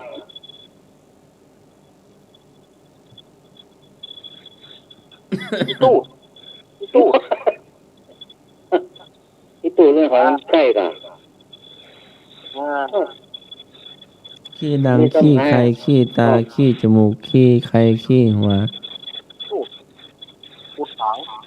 ที่มีผูกสักแก่ที่มีแก้ประเทียงการขี้อันนี้กันเดียวนะขี้ค้านขี้เกียจข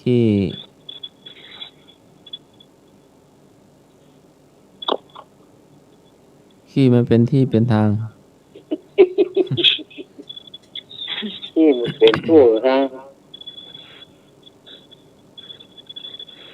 ถูกใช่ยัง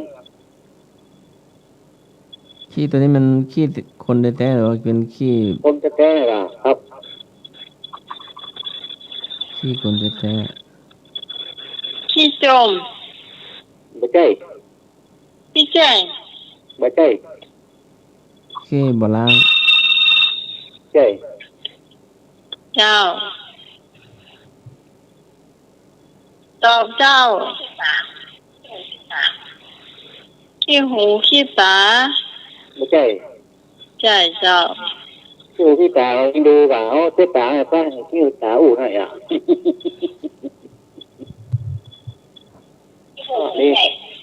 อันนี้ขอต้องบุกใกล้บุกไกลหรอแต่นี่นะเขาจังเราจังในบ้านในเมืองนะจ้า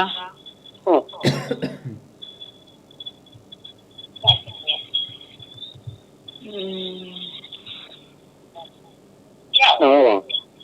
ล้วบอกจ้าชิจิยกข่าวชิเขาเพื่อแทนไปเล่นเนี่ยไปดูกันหน่อยเดียวอ๋อก็เห็นนักนอน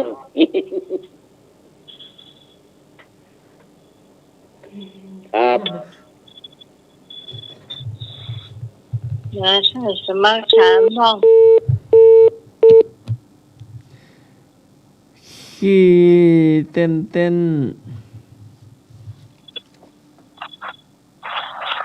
ขี้เต้นขี้กุ้งถูกต้องครับขี้กุ้งจิ้งหรีดวะนั่นแหละขี้เห็ดแมงจรไปสอนมันเต้นมันนั่นมาละขี้ปุ๊ปีได้กินแล้วได้กินแล้วโอลาบแฟน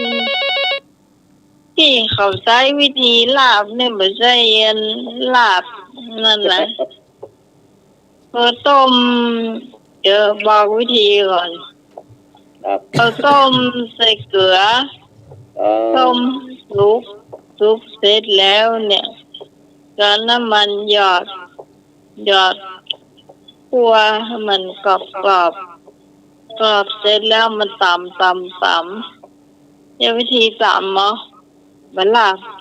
ถ้าลาบมันบาย่อยนั่นแบบละเอียดปล่อยดอคนเฒ่าไปกินมาได้เลยใช้วิธีนี้เอาโอ้ลำเจ้าลำ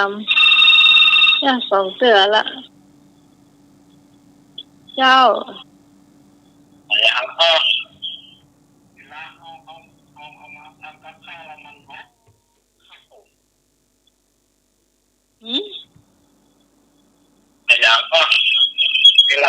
ำกับข้าวละมันหอม กระเทียมหอมเจียม มันอยู่แถวกับต้นปนาพวกนั้น กบ หอมนะ ปิ้งกบปิ้ง แม่มันมีกระทบนะฮะ หมู แมงมัดแรงเองอย่างก็ที่เอาไปตากมันดีกับมันหอม ขี้กุ้งกุ้งช่ายเยอะ มันอยู่แถวข้างโซเวเนียอย่างก็แมงอย่างก็ ไม่ดา แต่ก็ไม่กันเลยเอาตากมันดีกับมันหอม ไม่พองมากกะ ผมว่าดอกมันหอมมันไม่คิวคนเท่านะคนมากเอาวันคิวนะครับคิวต้องซื้อมาเลยเนี่ย อ๋อบ้านน้องเขาบอกกินนะ แม่คนเท่ามาคุยกิน อืมคนมากเนี่ยเพิ่มจะซื้อแมงดาปูนะ แมงดาปูคิวครับว่ายกรายการให้เราอ่ะขอพวกมาโตยกลงลง อืม มันยังมีอยู่นะ มีอยู่มันเบิดเตียงคืนตลอด โต เจ้า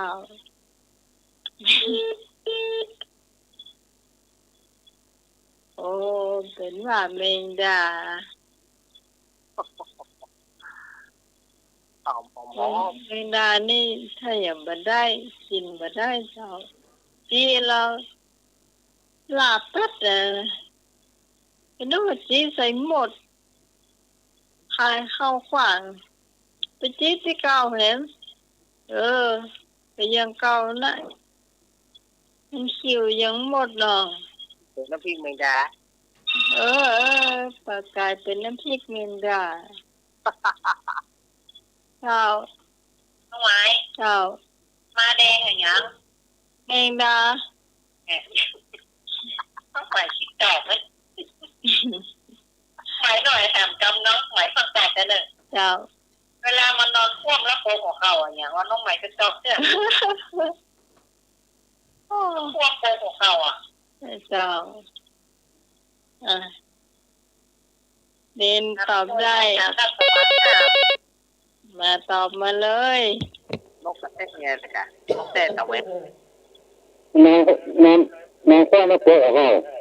อ้าว ครับ คนเท่า แมงอ่ะ โอ้ตะกี้คอยก็อู้อยู่ว่ะ ชิคเก้นจักรแตน เขียดตะปาด ใช่ ที่กุ้ง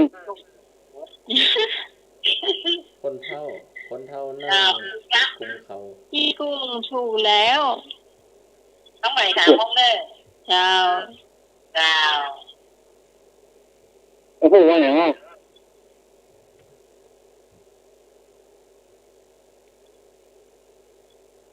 เป็นผู้วันศีลเป็นผู้วันจันทร์เป็นผู้วันที่มาบ่ถึง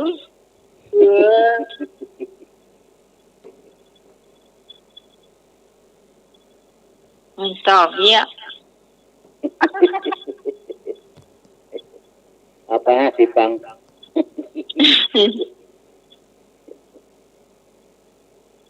อันได้ถูกอ่ะ ถูกไหมล่ะครับ อันได้ถูก วันดูคอค่ะ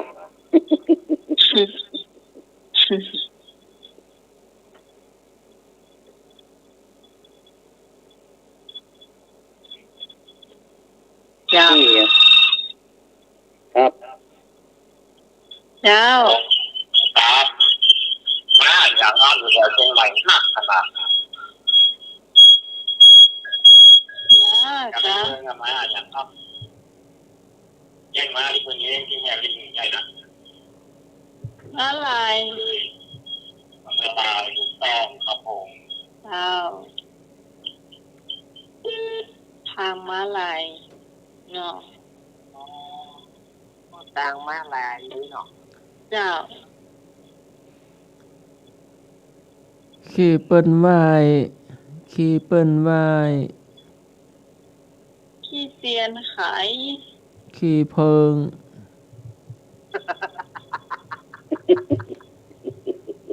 มันแตกต่างกันยังไงประเดี๋ยวนี้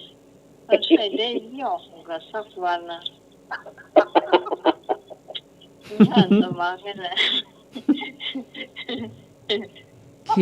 ขี้ดีตาลขี้ดีตาล มันก็แม่นะเนี่ยขี้เพิ่งขี้เตียนขายเนี่ย ขี้เพิง อืม ตัวเดียวกันนั่นน่ะ ขี้เติงเกิงอย่างเนาะขี้เติงเกิง ที่เต้ง เนาะ ๆที่ใครคู่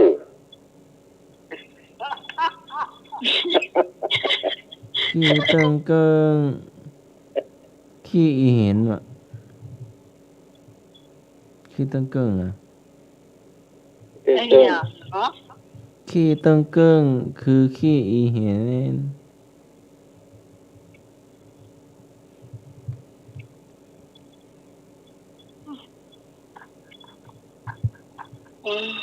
ใครมาอ่านเมืองฟังหนักนะ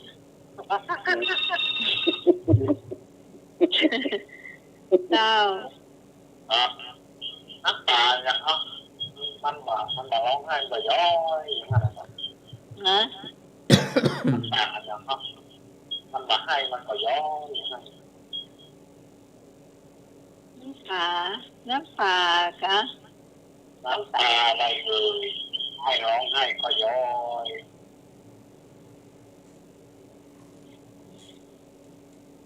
น้ำปลาเทพโรส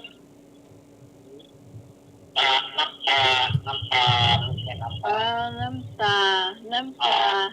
น้ำปลา ก็ย้อยอะครับ มาให้ น้ำปลา น้ำตาเทียนน้ำตาเทียน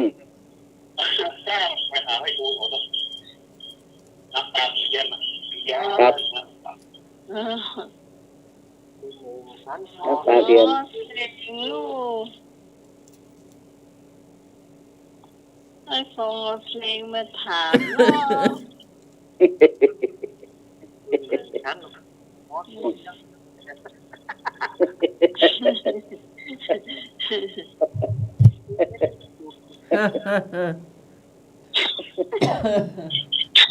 ไม่รู้เป็นไอเป็น แกแล้ววะ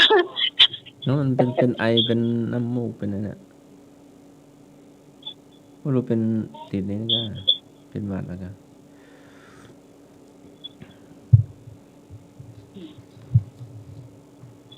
จะถามแฮมมาเลย ขี้บอแต่เอ้ามีสายมาให้ทางบ้านถาม เจ้า ถามพ่อนะ เจ้า ไอ้น้องนักสาวเสื้อลาย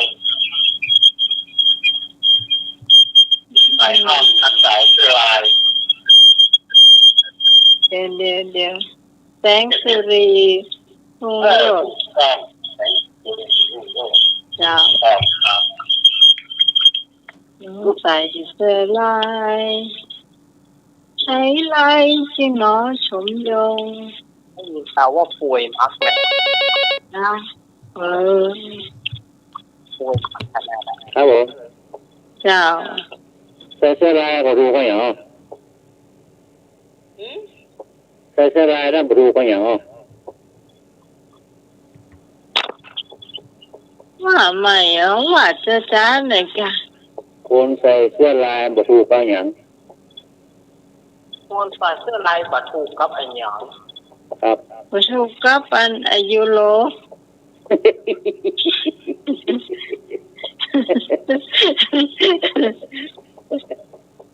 หินว่ามาหมาบ้านมันอูดอ่ะ แต่กะลองเด้อเตียวลายเสื้อลายกันมาบ้านน้องใหม่เถอะเอาตูบตีนใส่มารับรองงอมใส่ เ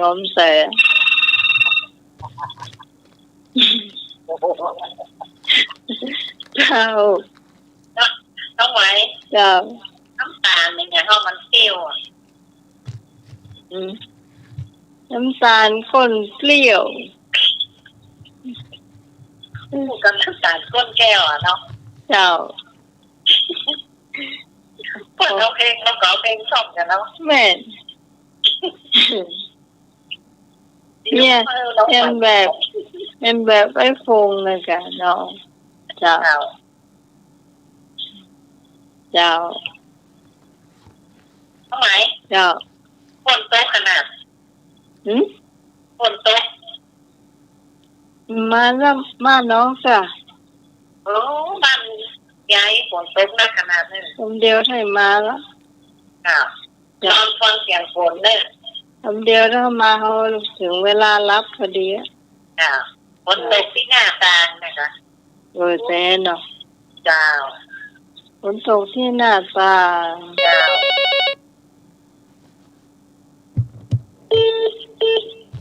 ครับผม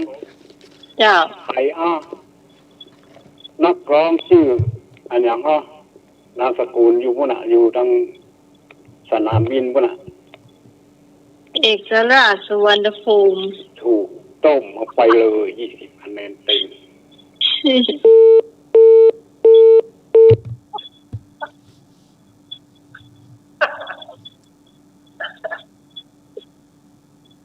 เปลี่ยนกันอายุห้าจ้า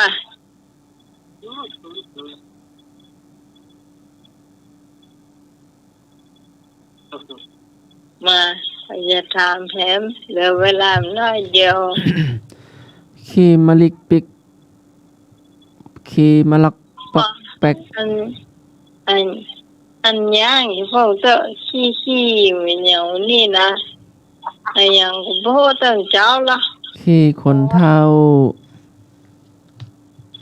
ไงพ่อมกะ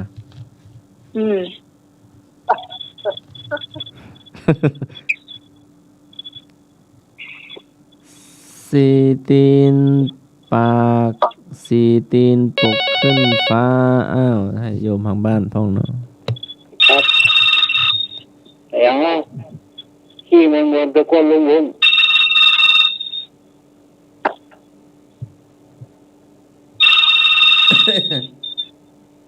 เจ้าอย่าตอบว่าอะไรเจ้า ขี้มันตะก้นลุง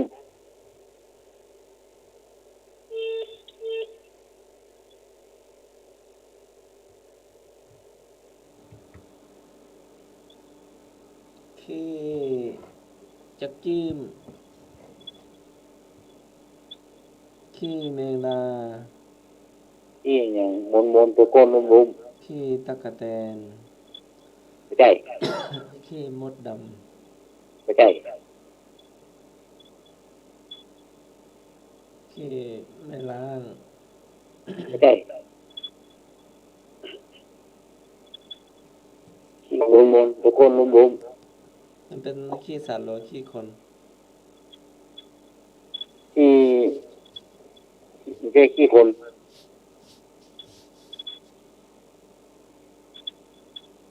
ขี้สัตว์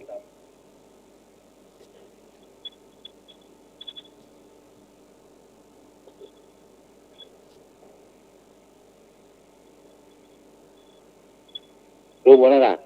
ขี้หมา ไม่ใช่ ขี้ไก่ ไม่ใช่ ขี้แมว ไม่ใช่ ขี้หนูขี้นก ไม่ใช่ บ่ยัง น้ำลานคืน เจ้า ที่ไหน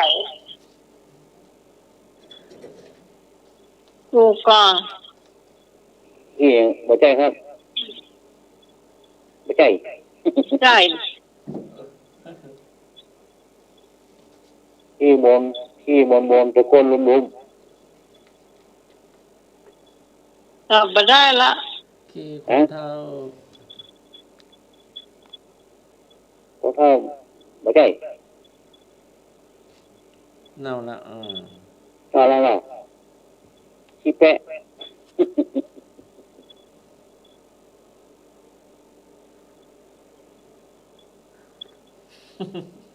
ขี้ขี้แปะ ขี้ แปะให้เป็นมนๆหรอแกมแกน่ะ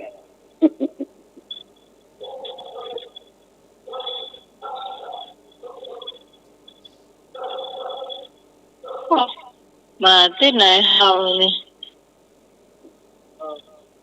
หน้าวอดนี่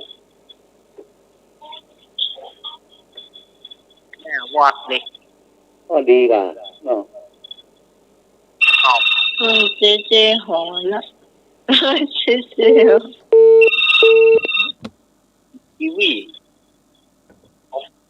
เจ้าอาญาข้อง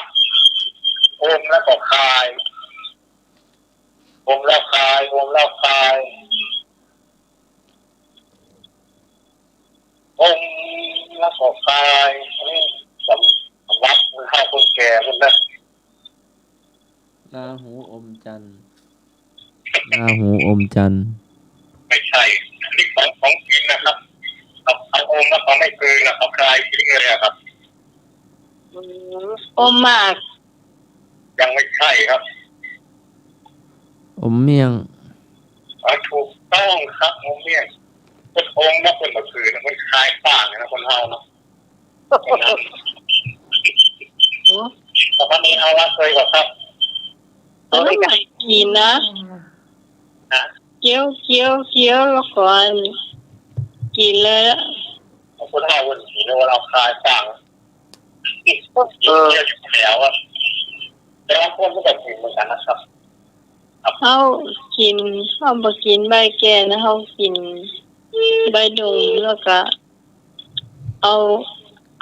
อย่างก็เพิ่นเอาขิงเนาะขิงแล้วก็มีบะพร้าวถั่วดินเที่ยวว่ะเนี่ยใส่มันเที่ยวว่ะเอามากินเคี้ยว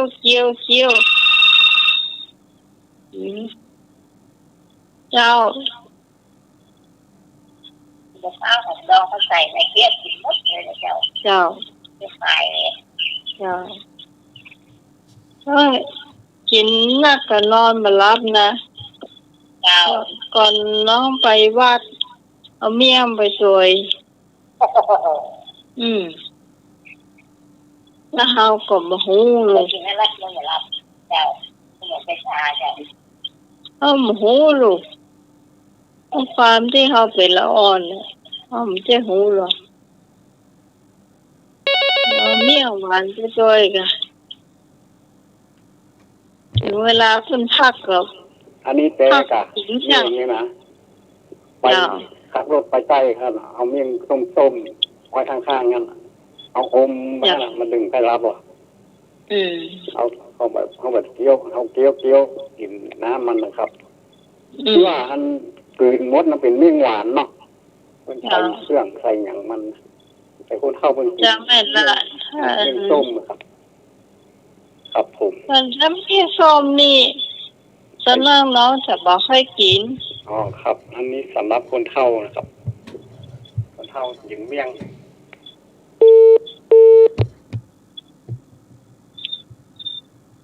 กินเมี่ยงหวาน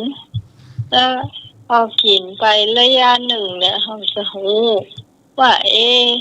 เมื่อคืนไหมเนี่ยเขานอนไม่หลับสังเกตตัวเก่านอนไม่หลับเจ้ามันก็รู้สึกว่ามันเป็นเพราะอย่างเขานอนไม่หลับเป็นว่ากินเมี่ยงพอหัวกินเมี่ยงเลยหยุดเลยเนี่ยเลยเจ้า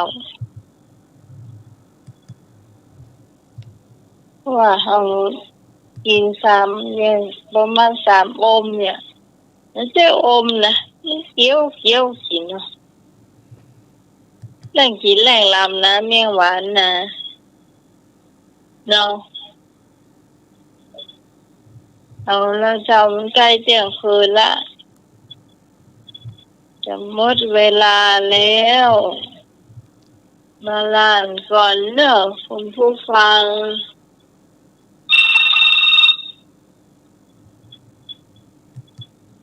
เจ้าข้าวจะทานข้าวจากของมัดเจ้า เจริญพร เล่นเอาละพระเจ้า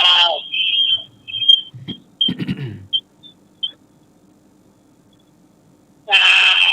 าน้องใหม่กับแม่เจ้ารักดีแบบนี้นะเจ้าวัดดีนะเจ้าเจ้าขอบคุณแม่เสนทิพย์นะเจ้า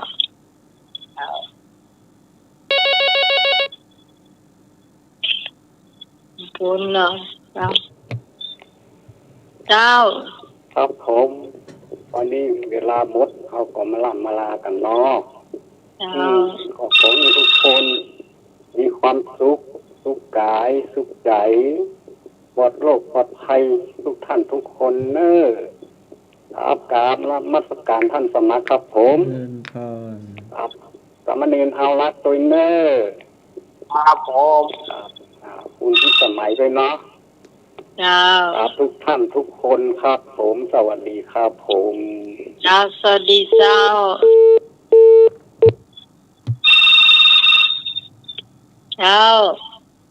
น้องไม้สักใบสักวันเอาใบนี่อ่อนๆพิซซ่าหรอทำดีเนาะไอ้คนซ่านี่แกอยู่ไกลพี่พรน่ะโอ้เขาซ่าก็ได้เอาหันคนซ่าแต่บ้านน่ะน้องหมายปลากระป๋องคั่วหอมจ้าดีแล้วตัวไผ่ตัวมันมันรับหมูไหนนึงนำนักวิชาการท่านอาจารย์เจ้าท่านสมาร์ทพรทำสิมาอาลาเป็นงนที่ไหนงงแล้วเนอะฟังอยู่เนาะสวัสดีน้องใหม่เลยเนอะจ้ามาไก่แค่ก็คนเนอะค่ำคืนนี้นอนหลับฝันดีแข็งไว้น้องใหม่เนาะเจ้าแข่งไปเดินกันสักวันสักมาได้เด็กคนก็ไปแล้วเดี๋ยวนี้พอดีมันจะนักแล้วเนาะเจ้าเขาอยู่ไม่ได้เขาต้องคู่กันตลอดเนาะแต่เจ้าเนี่ยก็มีความสุขเนาะเจ้าแข่งไว้เดี๋ยวมันเป็นดีเป็นคนเดียวมันละเจ้าน้องไม้เจ้าโอ้มาได้ยังท่านสมัครก็มาได้ลาสักคำเจก็มาได้ลาสักคำเจ้าดีเจ้า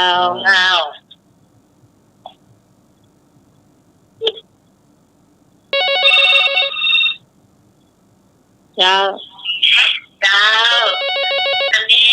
ขอทุกท่านรับดีฝันดีนะเจ้าสุขภาพแข็งแรงนะเจ้าแล้วก็ถ้าพรุ่งนี้รับตื่นขึ้นมาพบปัญหาอย่าท้อแท้มีปัญหามีไว้ให้แก้นะเจ้าขอทุกท่านต่อสู้กับชีวิตต่อไปโควิดจนต้องกลัวมันผ่านไปละเดี๋ยวมันก็ผ่านไปแล้วนะน้องใหม่เนาะขอกราบพระสาขอทุกท่านอันดีนะเจ้าพิจหน้าปะกันจะใหม่นะเจ้ากราบพระสาพระอาจารย์ทักษ์ครูสมุวิศวัตวรกิจโยผู้อำนวยการสถานีเจ้ากราบพระสาท่านสมัครเจ้ากราบพระสาพระอาจารย์นิพนธ์ถ้ายังวันรับเด้อเจ้ารับเตื้อกราบพระสาลูกเป็นอาราเตอร์สวัสดีน้องใหม่สมาใจเครียดทุก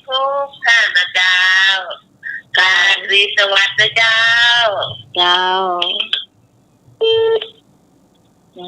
ไอ้ยังไม่ได้ลำลาเต้อ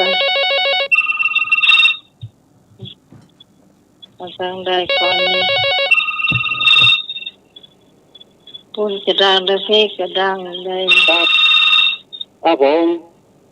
อาจารย์ครับอาจารย์รักครับผมอาจารย์รักนะครับ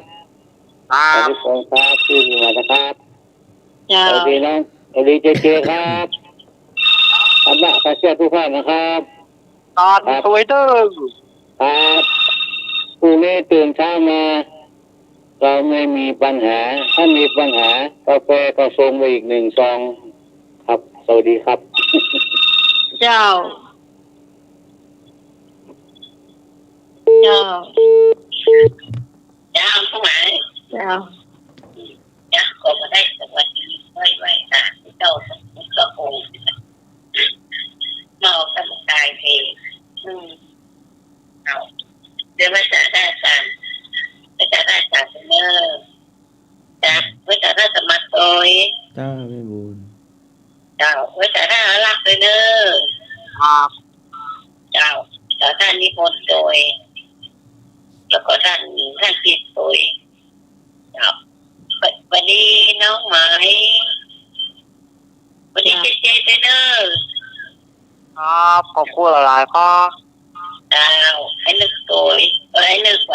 ได้หลับไปแล้วให้หนุ่ยเด้อครับแล้วก็ทุกอย่างทุกสายแล้วกัน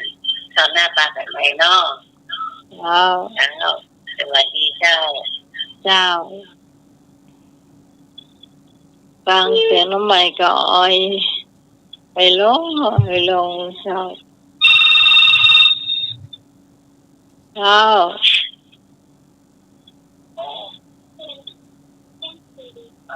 เห็นไหมว่าไปเลยเจ้าขอให้สัมภาษณ์มาหายเกทุกสายจะสุดสายสิ่งดีแล้ววันพุธเจ้าการนมัสการเจ้า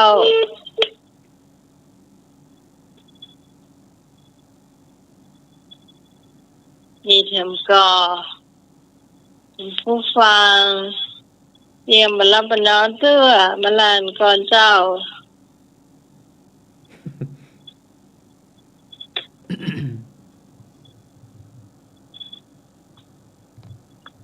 ถ้าบะมีก็เจเนาะครับขอพูดน้อยปีที่สมัยเฮาเมื่อก่อนนะครับโอ้โหใช้ภาษาอังกฤษเลยเนาะพูดไหนลาเตสวัสดิ์ทุกที่สมัครเฮาเมื่อก่อนนะครับเจริญพ่อหนุ่มเจครับอาจารย์สุวัสดิ์กิจโยเฮาเหมือนกันนะครับครับในลักเฮาเหมือนกันนะครับผมตะลุงนวลเฮาเหมือนกันนะครับโอ้ได้จัดรายการทุกคนด้วยนี่เด้อครับลาเตสวัสดิ์นะครับเจ้าขอบคุณแฟนทุกท่านทุกคนครับสวัสดีสองเจแฟนทุกคนเนาะครับโอ้ยไอ้คงลาหรือยังไอ้คงลาเนาะคงลาแต่กีฬาลาละเจ้าถ้าบะค้างไผ่นึกใช่ลาไปละ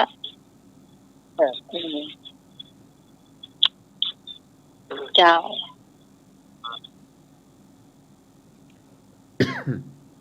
ต่อไปเป็นจะเป็นเน้นเอาลักเนื้อเจ้า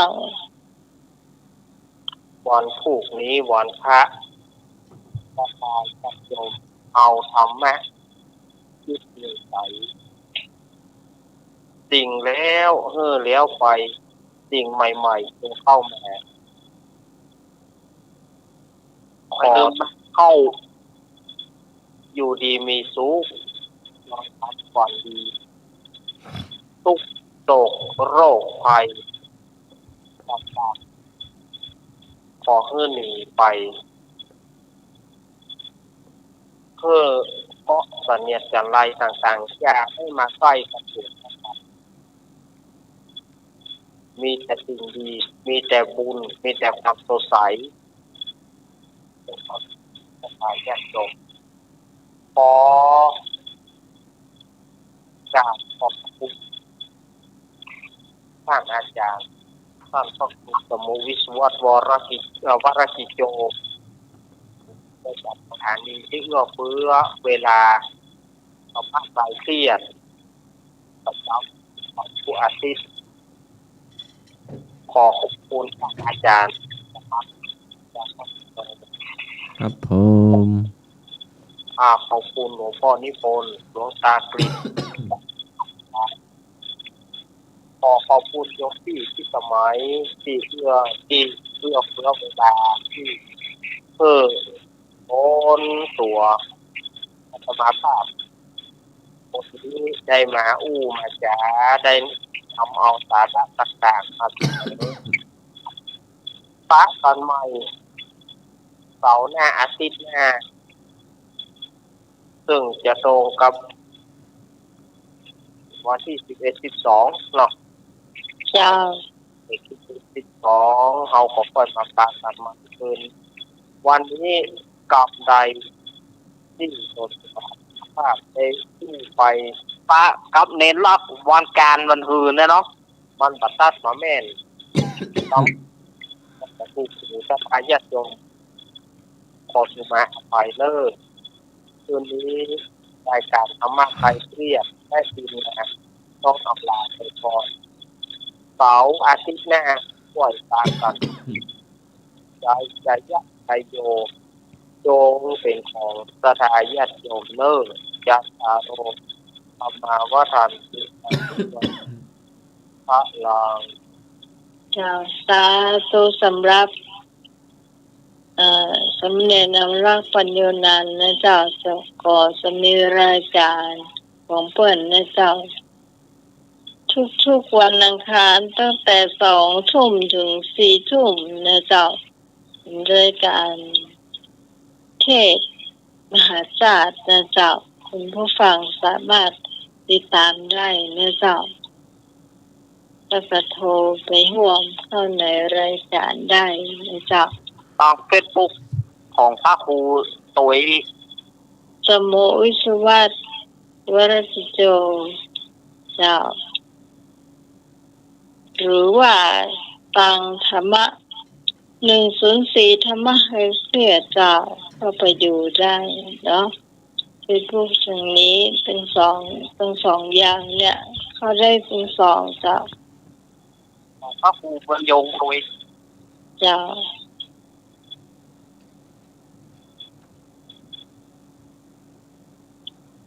ที่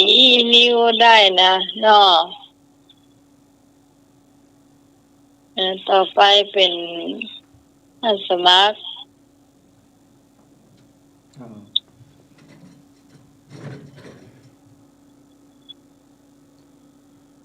สติมา